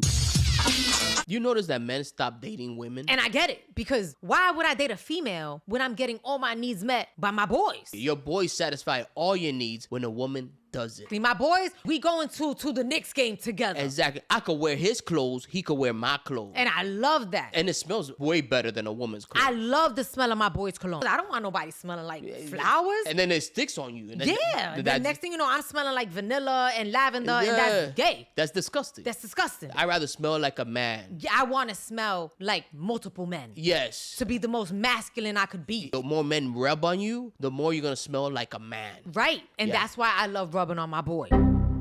Now, from homophobia to racism, more and more is happening around this Nolan Wells story. And it's kind of hard to wrap your brain around all of it. Now, recently there have been some people who have been arrested for quote unquote threatening witnesses in the Nolan Wells investigation. As we know, Wells unfortunately was out with a bunch of his white friends, and they made it back to Mississippi, and his body was found a couple days later, and then a bunch of weirdness started happening from that. And as they say, one of three defendants, Edward James Porter, is accused of making multiple threats to two witnesses back on July 31st, according to court documents obtained by NBC News. And according to a probable case affidavit, Porter made multiple calls to two witnesses, threatening to kill them and their families. He said he knew where they lived and told the second witness he would cut them up and put them into a suitcase. There was another story from TMZ of someone saying, I want justice for that boy, and he got arrested. And again, quite frankly, I think a lot of this is a distraction.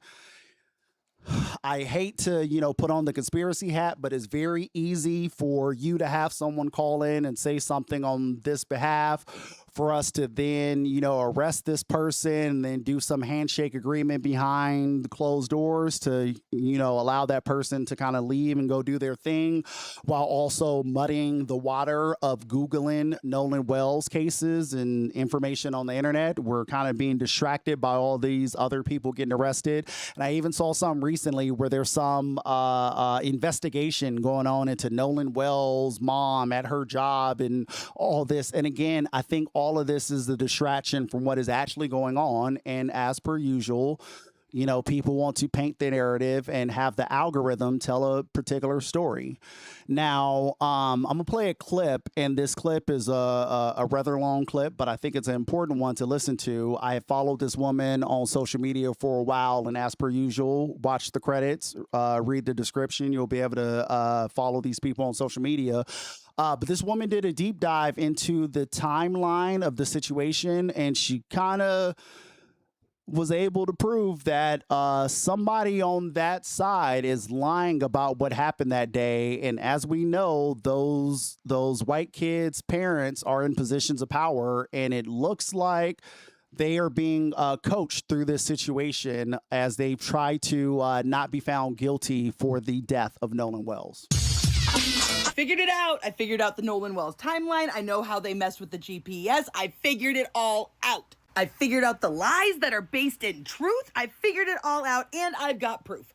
but stick with me because it's going to be a long video, y'all. Now, I found a 15-page Marine Patrol report that had lots of little details that prove that the boys had been lying. So I've already shown how at 1:30 in the morning, the initial Lieutenant Odom with the Jackson County Sheriff's Office said that his deputies spoke with several of the friends who traveled to the island on the vessel with Nolan. And they said that he left in the company of an unknown female and that he chose to remain on the island. So what was the next step? Did you guys ever engage with police or? Yeah, so the first time I talked to police was July 7th. I talked to the lead investigator and I told him my whole story top to bottom. Dot every I, crossed every T. I told him everything I knew, every little detail. Well, that's a lie now, isn't it, Warren? Because you talked to them at 1:30 in the morning that night. I mean, did you just forget to tell the cops about Katie? Because it's not like you didn't know it was her or you didn't know how to get in contact with her. The girl that he was with, Katie, had texted somebody that she heard people yelling. Correct. Nolan yelling. Yeah, and I have a picture of that. She texted my buddy, and the next day everybody was panicking. Everybody was texting Katie, because she was obviously seen with Nolan the whole day at the island. Katie sent a message to my buddy the next day and said, this is the last time I saw him. He's really sweet. But she also mentioned that the last time she saw Nolan was when my buddy was yelling at him to get on the boat. But Katie says that she assumed that she went on the boat after y'all were yelling at him. And let's not forget that the last time you saw him was 3. Well, the last time I saw Nolan was 3 o'clock. And Nolan was cradling a girl in his arms.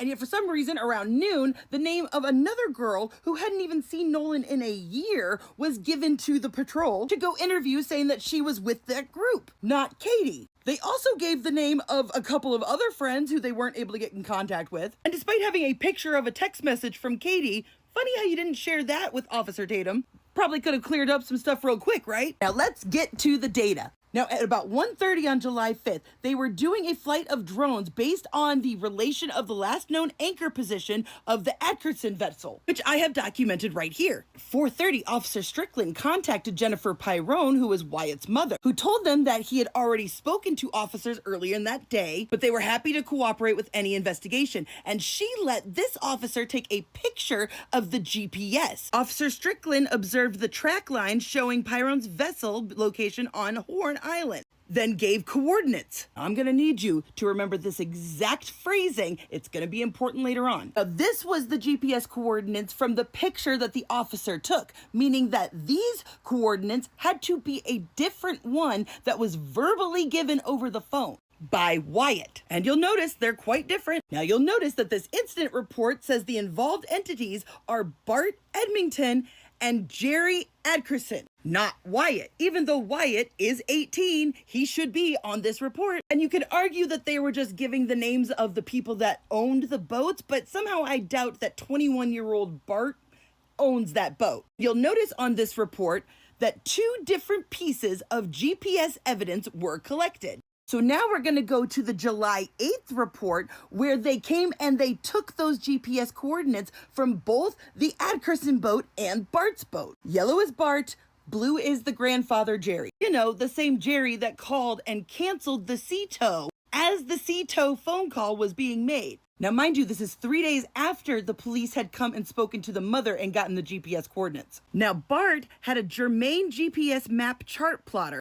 Jerry's boat also contained a germane GPS map chart plotter. Now, I had to look up the difference between waypoints, tracks, and routes. So waypoints mark specific spots. Routes connect them in a planned order, and tracks record your actual path. Now, according to that GPS data, there is no movement from 11 to 4:30, but we know that that's not true. Warren has never been able to logically explain how they ended up so far away from the shore. Because according to him, he said at 3 o'clock, that was the last time he saw Nolan. Bart was trying to yell at him to get on the boat. His brother got into a fight, so he got his brother to come over there. That's when he saw that it was all sinking, because he said this. There's a lot of people on, so it drags water in, and eventually, I think over time we were out there for a couple hours, the boat just started filling up with water. So I popped the starboard side hatch, and the battery was completely underwater. Yes, but according to Warren, he had just seen Nolan, like, neck deep, cradling a girl at the boat next to them. So how did they end up in 31 feet of water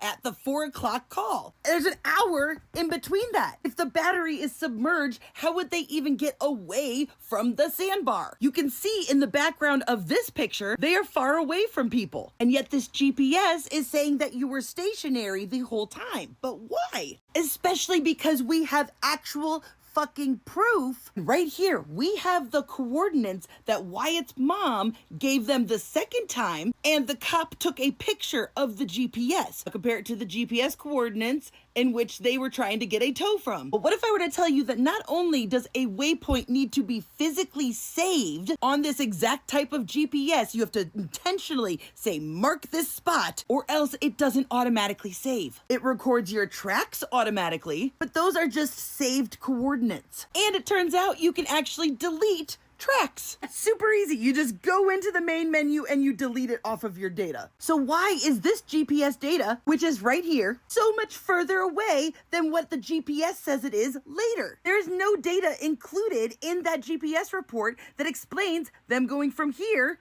to here, unless someone went in and deleted those tracks. Because they probably dropped that waypoint once they anchored, which would explain why Warren said they showed up at 10:30 and the GPS says that they showed up after 11. And so then it wasn't until half an hour after the canceled tow that they dropped another waypoint. And mind you, the exact same GPS was used in both boats, and Wyatt/Jerry's boat has the tracks and routes where Bart's does not. And again, it tracks it automatically, so you have to intentionally delete those tracks. And why did they do that? Well, it turns out Jerry Atkinson just so happens to be the owner of Ocean Marine Group in Ocean Springs and Gulfport, which is literally a boat dealer. So guess who's gonna know that information? We already know Grandpa Jerry was in the mix, because the only way that he could have canceled the sea tow before it even started to head out is if Wyatt had called Jerry first and Jerry told him to call for a sea tow and then canceled it for him, which would explain why he couldn't give any descriptions of where the water was, how high was it. We know that the sea tow did not bring in the boat. In fact, Bart's mother came on Facebook and said that there are pictures from my son's boat of the boat about to be towed, which is clearly who is about ready to tow them here, as Wyatt is on the phone. I can tell you 100% that this is not a sinking boat. You can see Bart bringing them in this picture. But Bart was supposedly the one yelling at Nolan to get on the boat, remember? Why would he be yelling at Nolan to get on a boat that's sinking? Unless he was telling Nolan to get on his boat. And Warren accidentally explained what really happened with the engine. Whatever happened with Nolan happened on Bart's boat, allegedly, which is why all of Bart's information was deleted. So here's what happened. Both this one and this one confirmed that there was a fight that broke out on the beach. Started out with him, ended up with Warren's little brother. His uncle says, we gotta go. They hop on a boat and they leave. He grabs his drunk younger brother and says, we're getting out of here too. 3 o'clock, this whole caravan is trying to get the hell out of there because they're drunk and fighting. Wyatt's boat was in such a hurry that they couldn't figure out how to put the freaking trim down, which caused the motor to overheat, quickly stranded them, and Bart had to come help them. The time that Bart shows up, something has happened between him and Nolan. They're all distracted trying to fix the bilge pump because it didn't trim down. The waves were crashing over the boat and into the bilge pump, short-circuiting it. During this, some people have figured out that Nolan is gone. Other people just think that he's passed out or something, which is why Wyatt calls his grandfather to figure out what the F to do. And as the phone call is being made, more people are figuring out something's wrong with Nolan. That's why they didn't start moving again for 30 minutes. They were coming up with a plan and figuring out how to make it work. I've run out of time, but don't worry, I'm doing a follow-up to this video with more details, more information. And if you like my work, be sure to show your support in my bio. Pussy niggas thought they caught me less than 10 feet in the air. Inconceivable. I stay above these niggas. I stay above these hoes. All these ground floor ass niggas. Still less than... As you all know, I absolutely love the WNBA and women's basketball. And since the last time we spoke, the WNBA had their All-Star weekend. And as per usual, it was way more entertaining than anything that the men do on All-Star weekend. I'm sorry. Not being biased, the women have a better product and they put on a better All-Star weekend as per usual. The All-Star weekend starting with basketball. It started with the Shooting Stars contest on that Friday, which saw current players, retired players, and it was pretty cool because they had some high school women basketball players from Nike EYBL in a shooting challenge, and it was good. It was entertaining. It was the first time they had did this, and the Washington Mystics end up taking the championship. And one of the cool highlights from that was Lena Deladone, who had retired a few years ago due to Lyme disease and back injuries. She had retired a couple years ago, but yeah, the two-time MVP and 2019 WNBA champion looked like she still got it, as she was hitting them shots, and she was hitting them from the logo too. So kudos to her. And like I said, it was super cool to see them have some high school players to kind of highlight them, because I know if I was one of them women basketball high school players, you couldn't tell me nothing after participating in an All-Star weekend. So kudos to them. Three-point contest was great. It's always good. You know, the three-point contest is still always entertaining, because even on the men's side of it too, that's one of the challenges that the players actually take serious. And this year for the women, the number 1 pick, AZ Fudd, pulled out the victory. And moving on to the All-Star game itself, had a pretty good game. It started off with your typical All-Star game of not having a whole lot of defense, but then the game did get more and more intense as the day progressed. Some of the highlights from it, shouts out to my boo, Marina Mabry. You know, that's one of the loves of my life, who she came out red hot in the first half, scoring 21 points. She hit 5 3-pointers. I had her to win the night before. I thought she was going to win the 3-point contest. But yeah, like I said, and it was probably nerves too, because even though she's, I believe, 29, this was her first time being voted in as an All-Star. So I think there were some nerves there too. So she didn't live up to what she normally does out there in Toronto, because, you know, she also tied Asia Wilson this season with the most points ever scored at a WNBA game. So, like, she definitely has the talent too, and hopefully, you know, she makes it again next year, and then she could redeem herself, if you will. But she had a good first half, which redeemed herself from the previous 3-point contest night. You had Dominique Malongo from the Seattle Storm, who got a pass from Angel Reese and dunked that thing, and that was pretty dope. That was the first dunk in the WNBA All-Star game since 2022. And then you had Jonquil Jones from the New York Liberty win MVP after scoring 22 points. She grabbed 13 rebounds and collected 8 assists. That girl was just hooping. She's the truth, and she's part of the reason why, you know, the Liberty are, you know, such a franchise to continue with. Now, they're not doing as well this season. I know Sabrina Ionescu missed a whole bunch of time to start the season. But she's starting to get, you know, healthier. Hopefully they'll be able to kind of bring it together, figure it out in the second half of the season when, you know, it's starting to be crunch time, moving into the WNBA playoffs, which should be starting sometime soon. But outside, part of the reason why the WNBA All-Star Weekend is so entertaining is outside of the basketball that happens on the court, we are also entertained with a ton of behind-the-scenes access as the StudBudz, Courtney Williams and Natasha Heidemann, once again did their 72-hour live stream on Twitch, which was, again, fun because you get to see these women in their natural element, and you get to see them just be themselves, and you also get to see them party. This shit don't make you feel like you just want to run. No.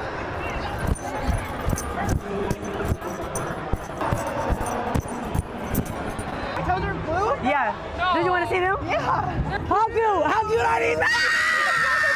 Not for free. I told you. You a StudBudz. Oh, she need help. You gotta get her out of the spot. You gotta go.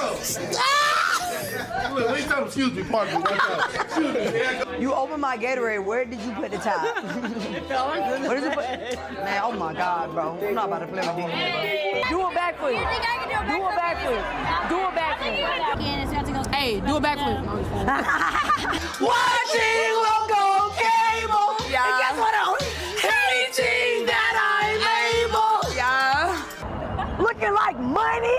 I am money. Believe me. Oh, that was a bar. I'm stealing that. I am still in that. She said I am money. I am money. And I am money. Look, she just too. said y'all look like money. I used it already. Do you have money? You have money? Say like 5 times. Look. We need to hear that. You know what Man, hey, they already acting gay, bro. Don't tell no. Chat, where we going? They all say to bed. Now you have a Queen is actually here. No, he's doing some shit. It's gone. Okay. She drank my whole shot. I'm like, who's managing who? Like, who? I think you, bitch. It's how many? A minute what? What is it? A 3-minute what? Ooh. You doing this with this hand. Oh, how much? 2 for 20. I want all of them. It's all about the club. But next year, I'm on your ass. You on my ass, please. Wait, hold on. Where's mine? Yes! Hey. It's on right now, I made a call to the president, and y'all see what happened. Thank you. We made a president! She's clean. Okay, yeah. Girl, go. Stream. Oh, your mom's watching? Yes, she is. She's watching stream. She made an account just to watch. Hey, shout out Lauren Beth's mom, man. Don't play with that girl. Of course I did. Are you superstitious?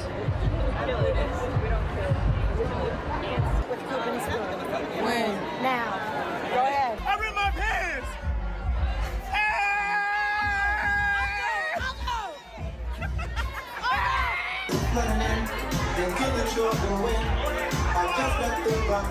I fish when I was a little girl. No. That was the last night. And this is something that I don't think if the NBA tried to do it, I don't think it would translate as well. It probably would be entertaining. It's always entertaining to see, celebrities or, athletes in their being themselves in their real environment. But I do think a lot of the reason why the women's streams are so entertaining is that there's not that machismo. There's not that whole, I got to, come off a certain way or whatever. The women are just being themselves and just having a good time. And it shows. And a lot of these women actually get along with each other. And they can be competitive on the court and they can still be cool with each other off the court. And that's one of the beautiful things about the fucking WNBA. But some tea, if you will, came out from the StudBudz, their live streams. One of them was Courtney Williams accidentally outed that Marina Mabrey and Sanaya Rivers are no longer together. For those who remember, the two of them were teammates on the Connecticut Sun, and they were like seen in a bunch of videos together. Like this goes back like a couple years ago. They were seen in a bunch of videos together, and then that became the rumor that, are the two of them dating? And then they started making some TikToks and some videos or whatever, kind of joking like they were dating. And then eventually they just kind of came out that the two of them were indeed dating and a couple. But then we hadn't seen much of them in the past few months, and neither one of them really talked about it. But then Courtney Williams accidentally kind of outed Marina by saying at one point during one of the streams, "Why does it matter? You're single." And then Marina chased her around the backstage or wherever, playfully fighting with her, and then kind of came out. And Sanaya Rivers then started showing off on some streams and all that, and not really making herself look in a good light. It seemed very performative what she was doing to try to kind of take the attention off the fact that they broke up. But anyway, one of the other infamous things that happened that's relationship related was a couple years ago, Dejanon Carrington and Nalissa Smith, who were teammates for the Dallas Wings. They had been in a relationship for a long while, and then they had broke up, and this had been known for a while that the two of them weren't together. And the majority of us did not know what the situation was until during the last night of the StudBudz live stream, Nalissa had showed up at a party that Dejanay was already at, and then something happened and security ended up escorting Nalissa out of the club. They made her leave, and people who were online watching like, oh snap, what happened? They just made Nalissa leave. Oh, did that have something to do with Dejanay? What's going on? And then Dejanay hopped on Threads and tweeted out saying, since motherfuckers want to be funny today, I'm going to be hilarious. Yes, Nalissa cheated on me with Deja Kelly and Leah Nye, plus many more, which turned into a ton of memes of people joking about the plus more, and a bunch of people like kind of looking into, oh snap, because Deja Kelly and Leah Nye are rookies, and so it looks like Nalissa is, I don't know, I don't want to use the term grooming because that's bad, but Nalissa apparently is out there and she homing it up, and Dejanay, you know, let the world know what was going on. It was actually hilarious because with the plus many more, a bunch of people were trying to figure out who the plus was, and then a bunch of people started putting together clips of Nalissa playing for the Indiana Fever and how playful her and Caitlin Clark were with each other, and that has been one of the jokes, is that Caitlin Clark boyfriend is her beard, that Caitlin Clark is secretly gay or bisexual, but she's not comfortable coming out for whatever reason. It could be because of the conservative fan base that, you know, spends a lot of money on her, or maybe she's just not in tune with herself, but that's one of the rumors. And so it was hilarious that when the plus came up, people immediately said, hey, that's Caitlin, and they put all those clips together of them, you know, play fighting with each other, and how Caitlin is very, you know, straightforward, serious basketball player, but for whatever reason, Nalissa Smith knows how to make that woman smile. So I'm not here to start rumors. I'm just here to commentate on what the algorithm shows. So it was hilarious. But again, like I said, yeah, All-Star Weekend was a hit. And one of the other reasons why women's basketball is here to stay, it appears, hopefully, this year, the WNBA All-Star Games attendance was higher than the NBA's attendance this year, as the WNBA had 19,783 fans, while the NBA only had 15,973. So kudos to the women for getting people to come out there. And again, I hope more and more people continue to tune into women's basketball, because again, it is entertaining. And I personally, like I have said, you know, I still follow the NBA, and, you know, I do, you know, get heavily invested when the playoffs come, but I'm way more invested in the WNBA game because the women just play a better fundamental basketball. And then also the women are just more entertaining. Sue me. Now, this is a time that we should be celebrating the WNBA and just women's basketball in general, but unfortunately, there is more negative attention around the WNBA right now. For the, you know, past few episodes, I've been talking about, you know, the phenom Caitlin Clark and some of the unfortunate fan base that has followed her here, who quite frankly are a bunch of white supremacists who don't care about women's basketball. They just, you know, care about propping up their great white hope. But it's unfortunately not even Caitlin Clark right now that is bringing negative attention to the WNBA. It's actually one of her teammates from the Indiana Fever and former Phoenix Mercury's player, Sophie Cunningham, who has now brought some more negative attention to the WNBA, which brings us to the main topic of today's show. How hot is hot?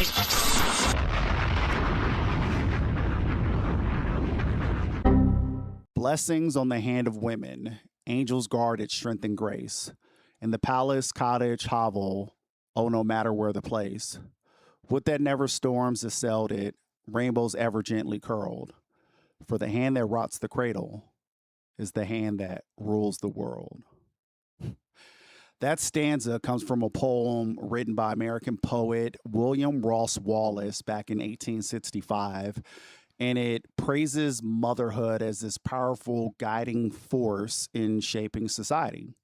And it is true. Women play a integral part in structuring and shaping society in a positive manner.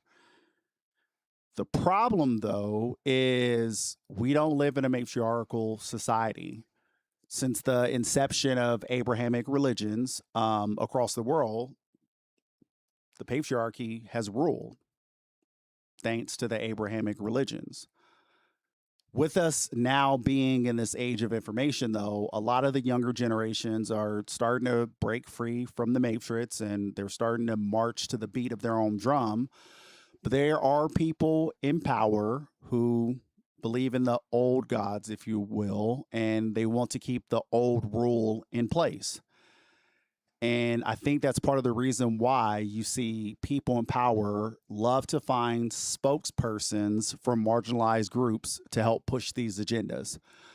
It's a manipulation strategy that is actually documented and named the weaponized horizontal hostility. And this is basically when marginalized or oppressed people direct anger, judgment, and bullying at their own peers instead of fighting the systemic power structures causing their oppression. We continue to fight amongst one another while those up top to continue to consolidate power. And we have seen one of their latest spokespersons in Sophie Cunningham for the Indiana Fever. Now, I am well aware of Sophie Cunningham because she was drafted by and played for the Phoenix Mercury for quite some time.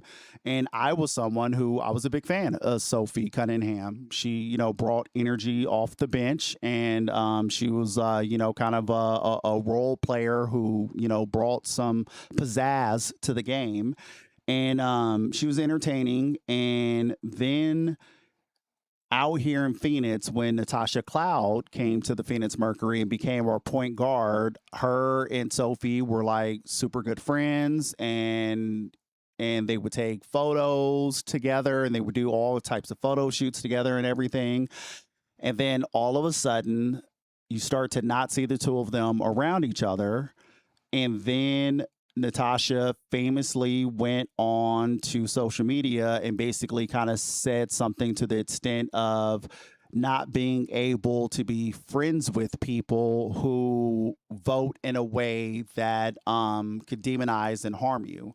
And a lot of people kind of read between the lines that Natasha Cloud had figured out that Sophie Cunningham was a Trump supporter, and that's where that rift came. And then from there, some other stuff happened between Sophie Cunningham and the owner or whatever at the time. I won't dive in all of that, but Sophie ended up getting traded. She ended up playing for the Indiana Fever with the Right's Great White Hope of Caitlin Clark.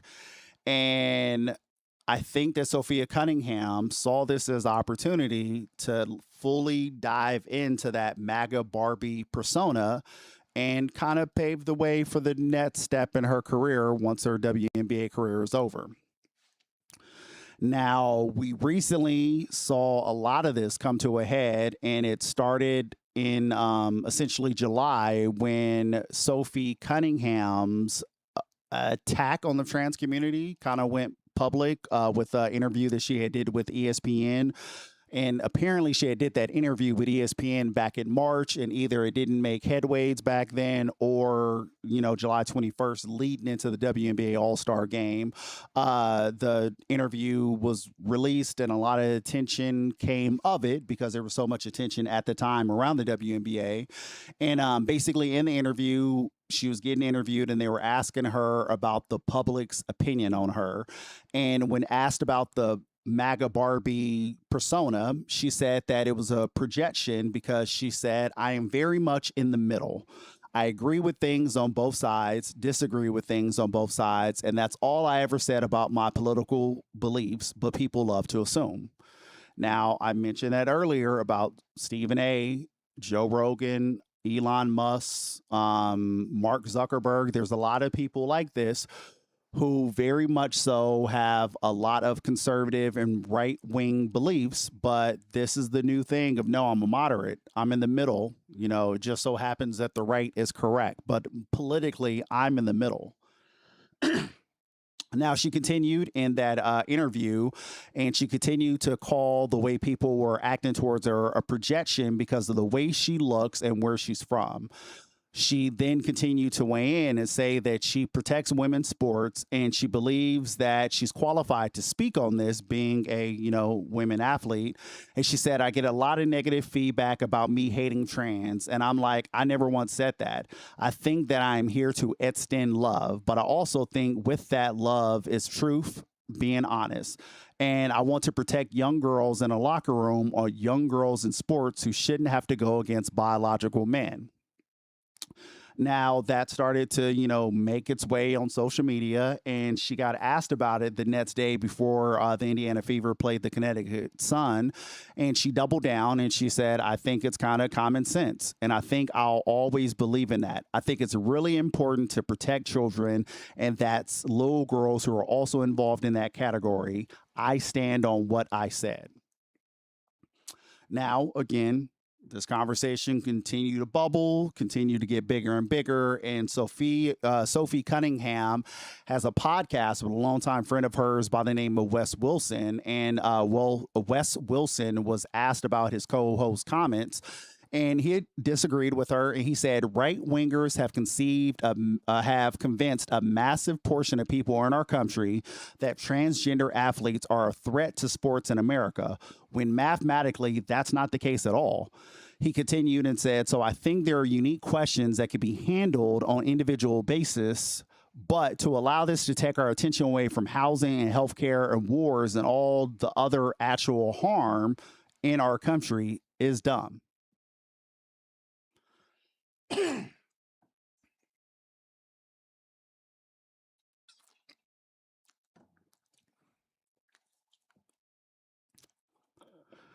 Now, considering that there is a large side of the right fan base, the right side of politics, their fan base, you know, listening to that podcast and following Sophie, a lot of people disagreed with him. And so the conversation just continued to bubble and continue to grow.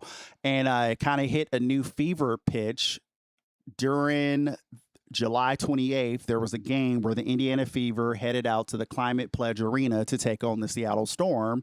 And ahead of the game, a crowd of a few dozen gathered to support Sophie Cunningham and also to do a protest against a statewide, or to promote, a statewide ballot initiative, IL 26-638, which would bar transgender students from participating in girls' athletics at Washington schools.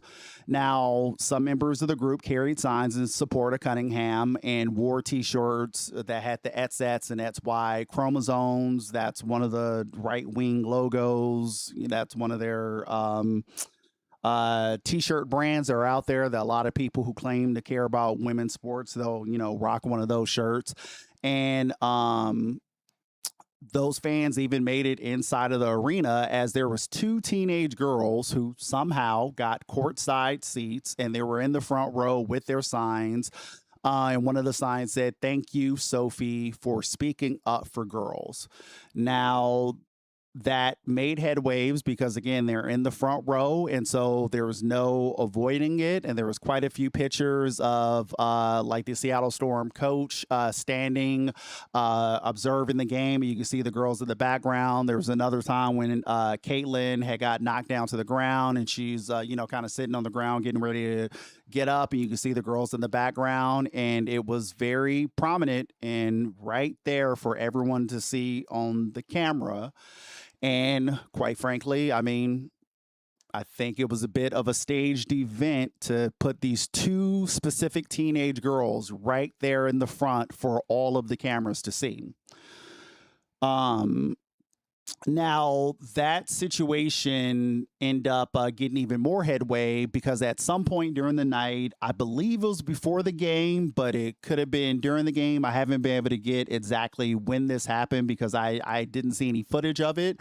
But one of the minority owners for the Seattle Storm, Celeste Keaton, apparently confronted the girls, and the WNBA fined her and then suspended her from her team's Nets 5 home games. And of course, Sophie Cunningham took that as another opportunity to kind of get her name out there in the interwebs, and she publicly criticized the co-owner's behavior, and she expressed support for the young fans, to which those fans enjoyed that attention, and they continue to talk about doing more and more of these protests outside of WNBA games.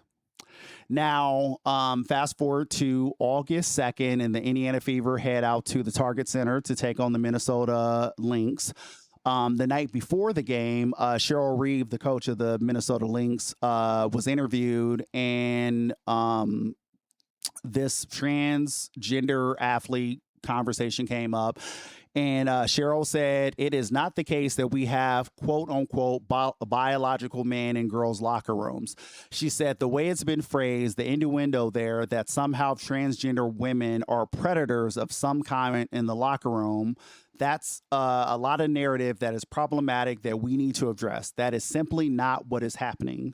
And going into the game, Cheryl Reeve kind of doubled down on this stance and standing up for the transgender community by wearing a shirt that says "Trans Kids Belong."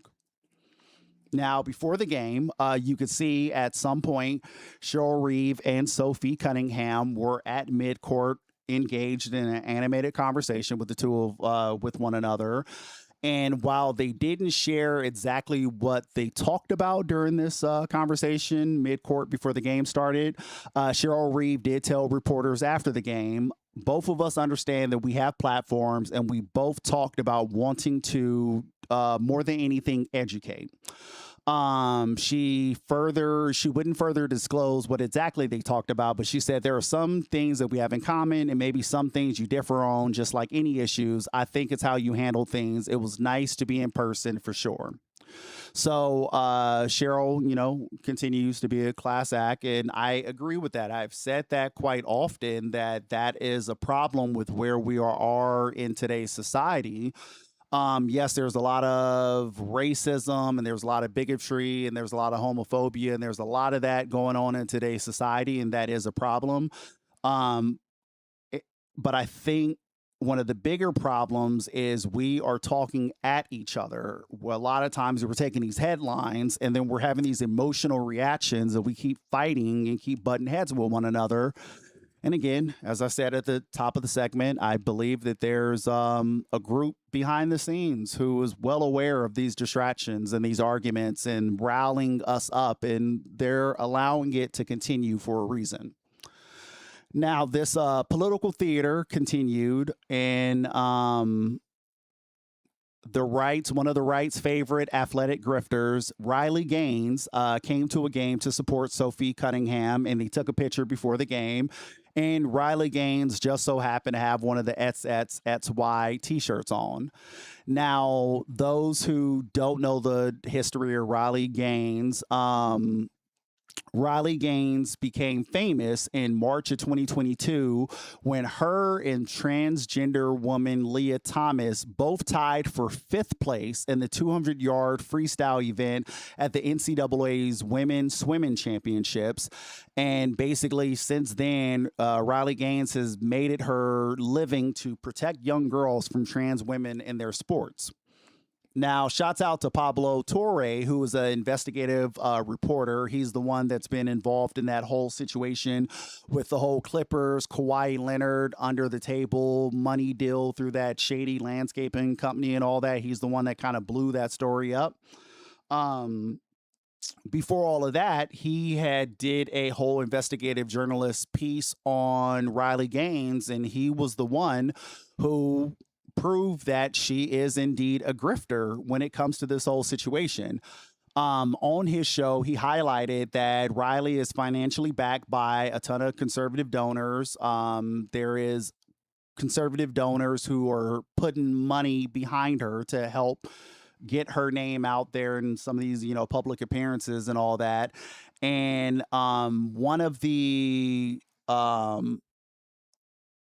the hypocrisy that he kind of called out with Riley Gaines in her protecting women is that she is close friends with former University of Kentucky head coach Lars Jorgensen, and he has faced major sexual abuse allegations and has so many allegations against him and so much evidence against him, using his position of power in an incorrect manner with these, young girls who went to the University of Kentucky to try to, join the, swim team and all that, that he has been banned from coaching. And since then, Riley Gaines is, by all accounts, still friends with this guy. And even recently in one of her memoirs, she was still bigging the guy up even after all these allegations. And so that's one of the things that kind of begs the question. You claim that your goal is to use your celebrity to protect girls in sports. And one of the biggest things that unfortunately happens to young girls in sports is them being victimized by male coaches. But you never see Riley Gaines talk about anything with male coaches.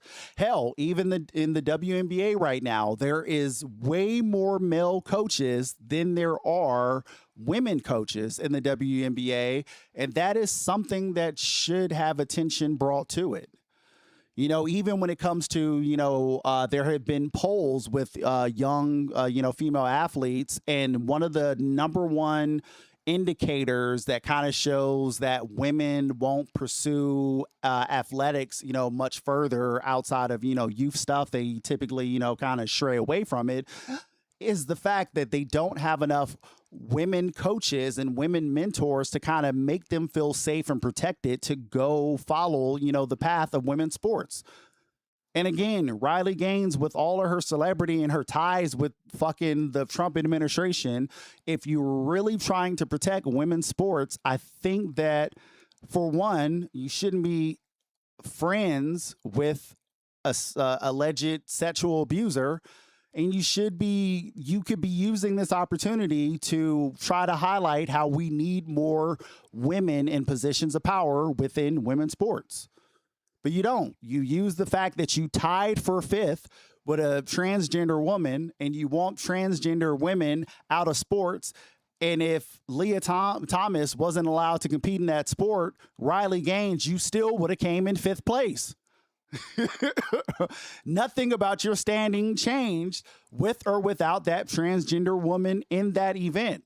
And again, it's always how they position it. They always position, Riley, had this opportunity taken away from her from a trans athlete. And they always position it in a way like that trans athlete won. But no, that trans athlete didn't even medal in that competition. But again, like I said, we live in society today where the focus is more so on the headlines and us having these major discussions based off of headlines and not what is actually in the meat and potatoes of the story. Now, furthermore, Riley Gaines continued to show that she's a grifter as she went on social media after the game to talk about, support about the WNBA. And she talked about how it was so cool to watch Ryan Howard play for the Lynx because they went to the University of Kentucky together. But the problem is Ryan Howard is a black woman that plays for the Atlanta Dream. And the black woman whose last name is Howard that plays for the Minnesota Lynx is Natasha Howard. So it wasn't even the same Howard. Riley Gaines saw a black woman playing basketball with the last name Howard and assumed that was the black woman she went to school with. Again, this is who these people are. Now, these protests have not stopped as there has been petitions and stuff online of more and more Sophie Cunningham supporters wanting to go to more and more of these WNBA games to protest against trans women competing in sports. And this has turned into such a big story that now this is also starting to impact star player Caitlin Clark as the right is starting to get pissed off at Caitlin Clark and how she's not kind of doubling down on the bigotry with Sophie Cunningham.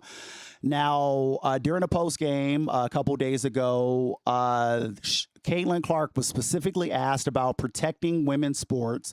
And you could see in Caitlin's face that she's kind of, a tad frustrated. And she says it's for the leagues and governing bodies to work with their athletes to find solutions. Caitlin continued to say that she just wants to focus on basketball. And this is consistent with her take on a bunch of things, because as I said on the last podcast, she's been asked a bunch of times about white supremacists using her, face and her likeness when it comes to, racism. And she has been very vocal about she is not here to, be an advocate or a social justice person. Like, she's here to play basketball. That's all she wants to do is play basketball. And as us within the African-American community has called out to her that is not enough. And people on the right has been like, oh, shut the fuck up. She's just here to play basketball. You can't make her talk about these things. Here they are now with this whole transgender thing, and she won't speak on this, and the right is starting to get pissed. Matt Welsh, who's a famous right-wing commentator, went as far as to tweet, Caitlin Clark might be the biggest coward in the history of sports. She refuses to say anything about the anti-white racism she has been subjected to since coming into the league, and she punts on the trans question, which is the easiest question you could ever be asked. No spine. And yeah, you could go through social media and there are a ton of right-wing people who have been very vocal about Caitlin Clark being the victim of racism in the WNBA, who have been supporting her from a racial lens, if you will, who they have also been, backing up Sophie Cunningham as she has said all this anti-trans stuff, and they keep saying this is the easiest thing that you can answer, and they're pissed that Caitlin is still riding that middle line of not wanting to piss anybody off, and now they are upset. Now, I'm not surprised that after Caitlin got asked about this, then a day or so later, Sophie then kind of came out during one of the times when, you have the media come down to the arena as everyone's working out and practicing. And Sophie said, I'm going to let people just do the speaking for themselves.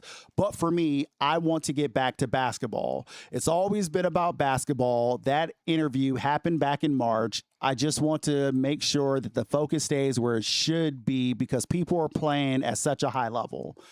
And that is correct, because as I, just mentioned in the last segment, the WNBA All-Star game had more attendees there than the men's All-Star game earlier in the year. And the WNBA is playing at an all-time, level. You got Olivia Miles, who's absolutely killing it. She's reminding people of Magic Johnson, how Magic Johnson, his rookie year, he came in and he dominated everything. It was the MVP. And hell, to not even take away from the women, let's stick with the WNBA. You had Candace Parker, who came in her rookie year and took the world by storm and was the MVP.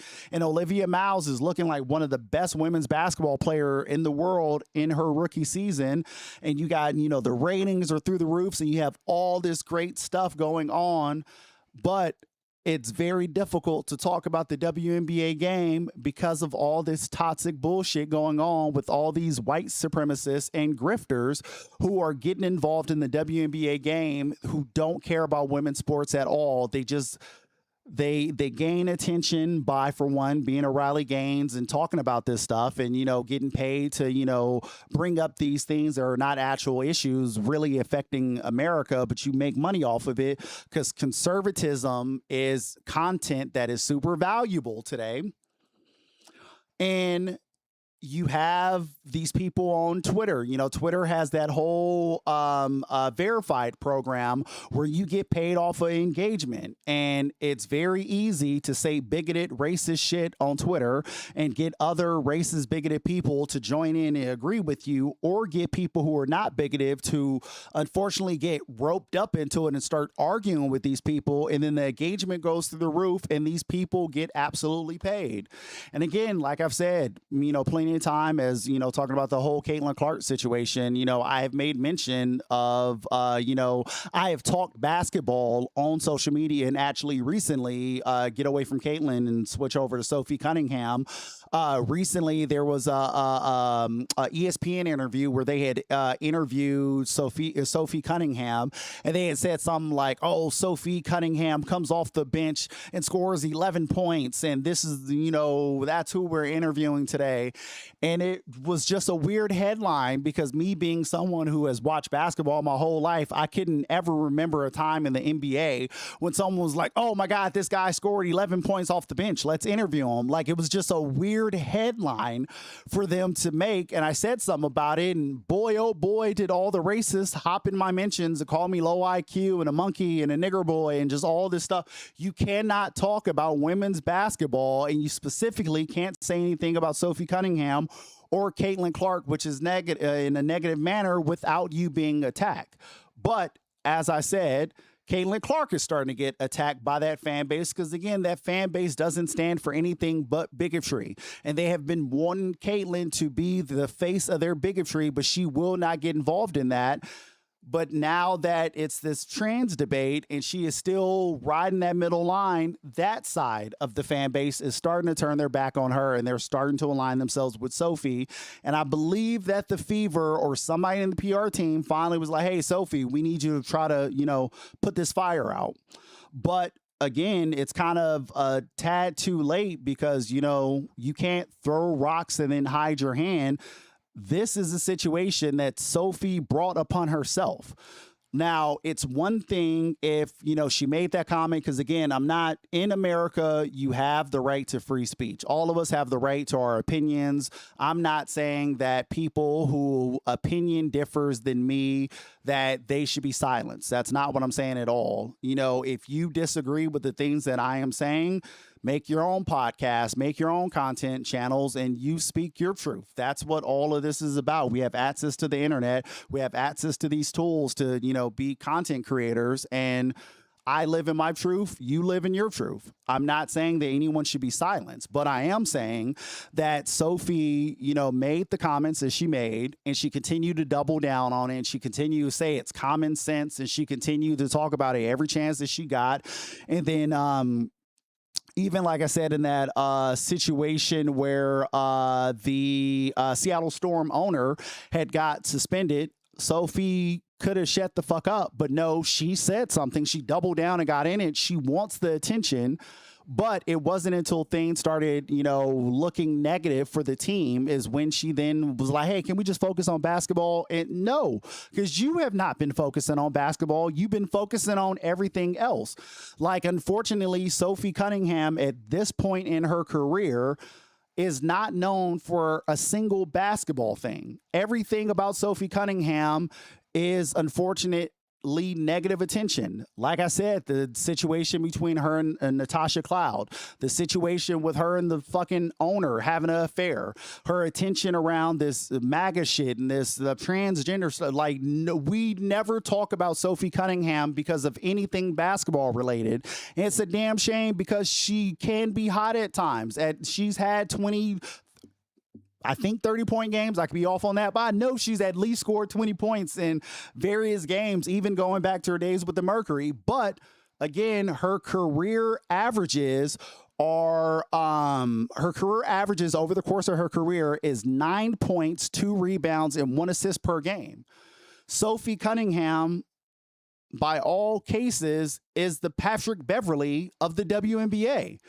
But Patrick Beverley is not this famous. Patrick Beverley has never been asked to be a ring girl at the UFC. And Patrick Beverley, you know, wasn't getting all these interviews with ESPN and all these different places when, you know, he was actually in the league. It wasn't until he started podcasting that then he started to, quote unquote, get more famous. And then unfortunately he had the whole situation where he choked his little sister or whatever. And so his career has taken a dive, if you will. But again, Sophie Cunningham is the WNBA's version of Patrick Beverley, but she is this quote unquote superstar. And all of this is because of the MAGA Barbie stuff.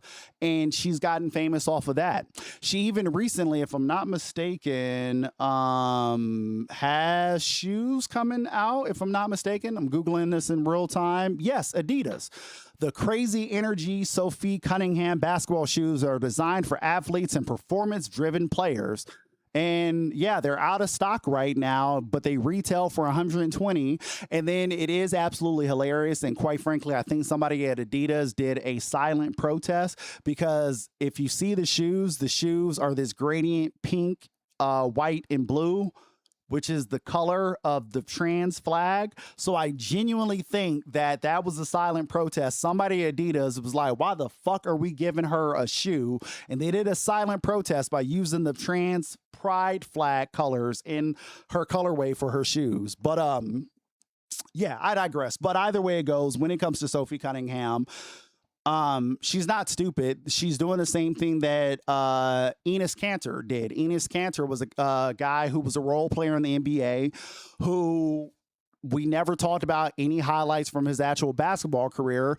Enes Kanter became famous, towards the end of his NBA career because of his beef with LeBron James. And Enes Kanter would go on Fox News and do all these things about LeBron and how he's paid for by the Chinese Communist movement and this, that, and the third. And that is what Enes Kanter ended up turning the second half of his career was being a right-wing political machine. And this is exactly what the fuck Sophie Cunningham is doing. Because quite frankly, to be honest, I would be very surprised if after this season, I don't know what her contract is, but when this Indiana Fever contract is over, I find it very difficult to believe that another WNBA team is going to pick her up because of the distraction that her name is. It just brings too much bad stuff to it. And quite frankly, I would not be surprised if the Indiana Fever move away from her after the season is over, because actually shouts out to Bomani Jones, who just had an episode of The Right Time with Bomani Jones. He had, what's her name, Elle Duncan come on the show, and they talked about this Sophie Cunningham situation also. And Bomani Jones had a real good point saying how you could have the rule in sports is you can have one knucklehead on your team, but you can't have two or more knuckleheads on your team, meaning that if you want the attention to be on your team and the performance that they're doing, yes, you could have one knucklehead who's a distraction. And in the sense of the Indiana Fever, that knucklehead, if you will, was Caitlin Clark. But Caitlin Clark is also a great basketball talent, so you can put up with the nonsense off court because of, the attendance and the merchandise and all of that comes with her. But now, on top of Caitlin Clark, you also have Sophie Cunningham, who's also bringing some other negative attention, but she's also not producing at that rate on the court. So do you really want two knuckleheads on your team? Chances are no. So I would not be surprised if this is the last year that Sophie Cunningham is on the Indiana Fever. But regardless, I think once her time with the Indiana Fever is done, I think she's done as a WNBA player, and I believe she's aware of that, and that's the reason why she's starting to position herself in the way that she is to move on to this next stage of her career. Now, when it comes to this whole trans debate too, one of the other things that just came up recently was there was video of a French trans woman who's dominating the league out in France. And these highlights, and that was the first time I saw it, was the highlights of her spinning in the paint and making layups and getting rebounds. And it's a 6'3" trans woman, so she's bigger than the rest of the players on the court, and they're showing her, dominating at the rim.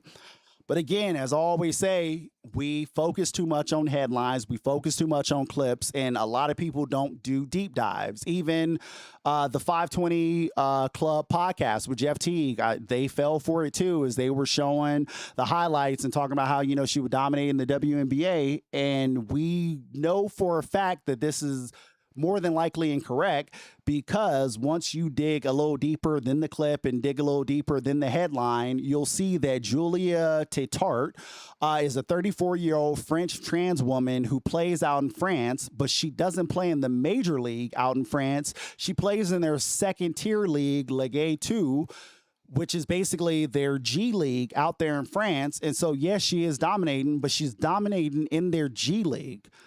So if this French trans woman is not good enough to make it to the major league out in France, why in the world would you think that she would dominate in the WNBA, where we have the greatest women's basketball players from around the world? And again, the headline also is disingenuous, because I've even saw Fox News pick it up, and the way that a bunch of these news outlets are framing it is trans athlete says she would not turn down an offer from the WNBA, and they're positioning it like the WNBA is actively recruiting this woman, and that's not the case. If you actually read the actual interview, they talk to her about her time out there, and this is that fucking Outkick or whatever media outlet who is another one of those who, is right-leaning, and they're pushing all these stories for the right because, again, there's a lot of money in this. And unfortunately, this woman out in France kind of, fell for this. She wasn't aware of how they were trying to use her, and she's just excited because she's, getting interviewed. But they're interviewing her, and they were talking about, hey, if the WNBA were to give you a call, would you play? And she was like, yeah, of course I wouldn't turn that down. But then she also said, I am 34 and at the end of my career, so those days of trying to go pro, is probably long behind me. But again, they don't talk about that. They just talk about the headline. And since there's all this fear about trans women taking over women's sports, this is the perfect time for them to go find a French athlete and say, oh, look how she's dominating. But again, she's not. She's dominating the fucking minor league out there in France. And again, people, stop falling for this okie doke. Y'all keep falling for these headlines and these clips, and we need to be a little smarter, and we need to dig a little deeper. But yeah, when it comes down to the come down, should trans athletes compete in sports with cis athletes? And I don't have the answer for that. And I would never sit here and try to act like I have the answers to that. There's been quite a bunch of studies. There was a study recently, this Brazilian group put together this study and basically kind of showed that transgender women, after 1 to 2 years of hormone therapy, they are not competing at the level of cis men. They're competing closer to the level of cis women. So there has been, science to that, the hormones, it does change the body, and they're not as strong as if they weren't on those hormones. And then same thing on the flip side of it, you have, because this trans debate, we're always talking about trans women. There are also trans men, people who are assigned female at birth who then transition to men.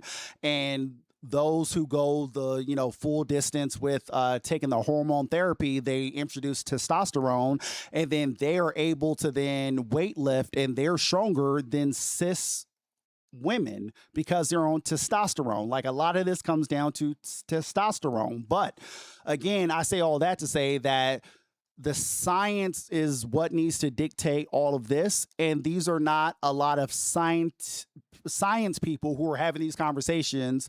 These are grifters who know that I could say this hot button thing and I know it's going to get clicks, and they're abusing this, and they're abusing a marginalized group. Because again, trans people make up less than 1% of the population. But meanwhile, you have people in positions of power who are passing laws like transgender people left and right are competing in sports, and that is just not the fucking case. This is another example of people in power being able to continue to stay in power by continuing to get us distracted with fighting with black versus white and gay versus straight or gay versus bisexual or cis versus trans while they continue to be on top and consolidate power. Because again, it's way more of us than it is of them, but they have consolidated their power and they have all of us fighting one another in these marginalized groups. And that is how they keep winning, even though it's millions of us and it's very few of them.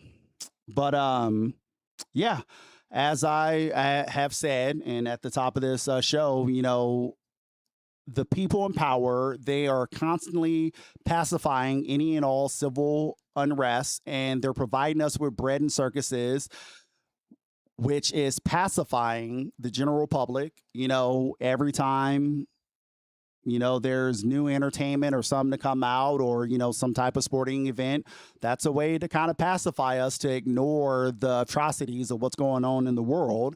And quite frankly, when the bread and circuses are not enough, they do things like find the Sophie Cunninghams of the world and the Stephen A. Smiths of the world, and they send out members of these marginalized groups to sow dissent amongst others within their marginalized groups so they could sow dissent and have us continue to battle in these culture wars. And all this stuff that we keep arguing about is not impacting our day-to-day. What is impacting our day-to-day is how high these groceries are and how fucking difficult it is to find a job and how impossible it is to, you know, be able to qualify for an apartment somewhere because you got to make 3 times the rent, and the rent is 8 times as much as it used to be, and the wages have been stagnant for the past 40, 50 years. Like, that is truly what is going on in the world, but we as a collective won't come together and fight what the fuck is going on because we're too busy fighting about culture wars. And I guess I'll leave it on this note. There's another saying, poem, whatever, and this one is by Anthony DeMello, and from his book, Awareness Conversations with the Masters, where he states, spirituality means waking up. Most people, even though they don't know it, are asleep. They're born asleep. They live asleep. They marry in their sleep. They breed children in their sleep. They die in their sleep without ever waking up. They never understand the loveliness and the beauty of this thing that we call human existence. And I would like to add that people in power are well aware of this, and we continue to be out of alignment with nature, as it is no longer the mother who rocks the cradle to soothe the world, but evil man and patriarchy who is in charge and rocking the cradle to keep the general population asleep. And that is why we must stay woke. Until next time.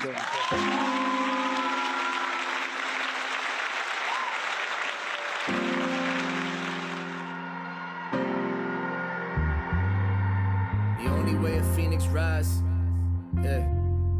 The only way a phoenix rise, yeah. The only way a phoenix rises from its own embers. I don't hope we all make it, but I hope we're all remembered. Some of us don't need to be here. Some of us are only, yeah. I'm marching the crowd of thousands, walking north up Figueroa, her peaceful force. We block the freeway, the intersections. They line the streets on both sides, riot gear and gripping weapons.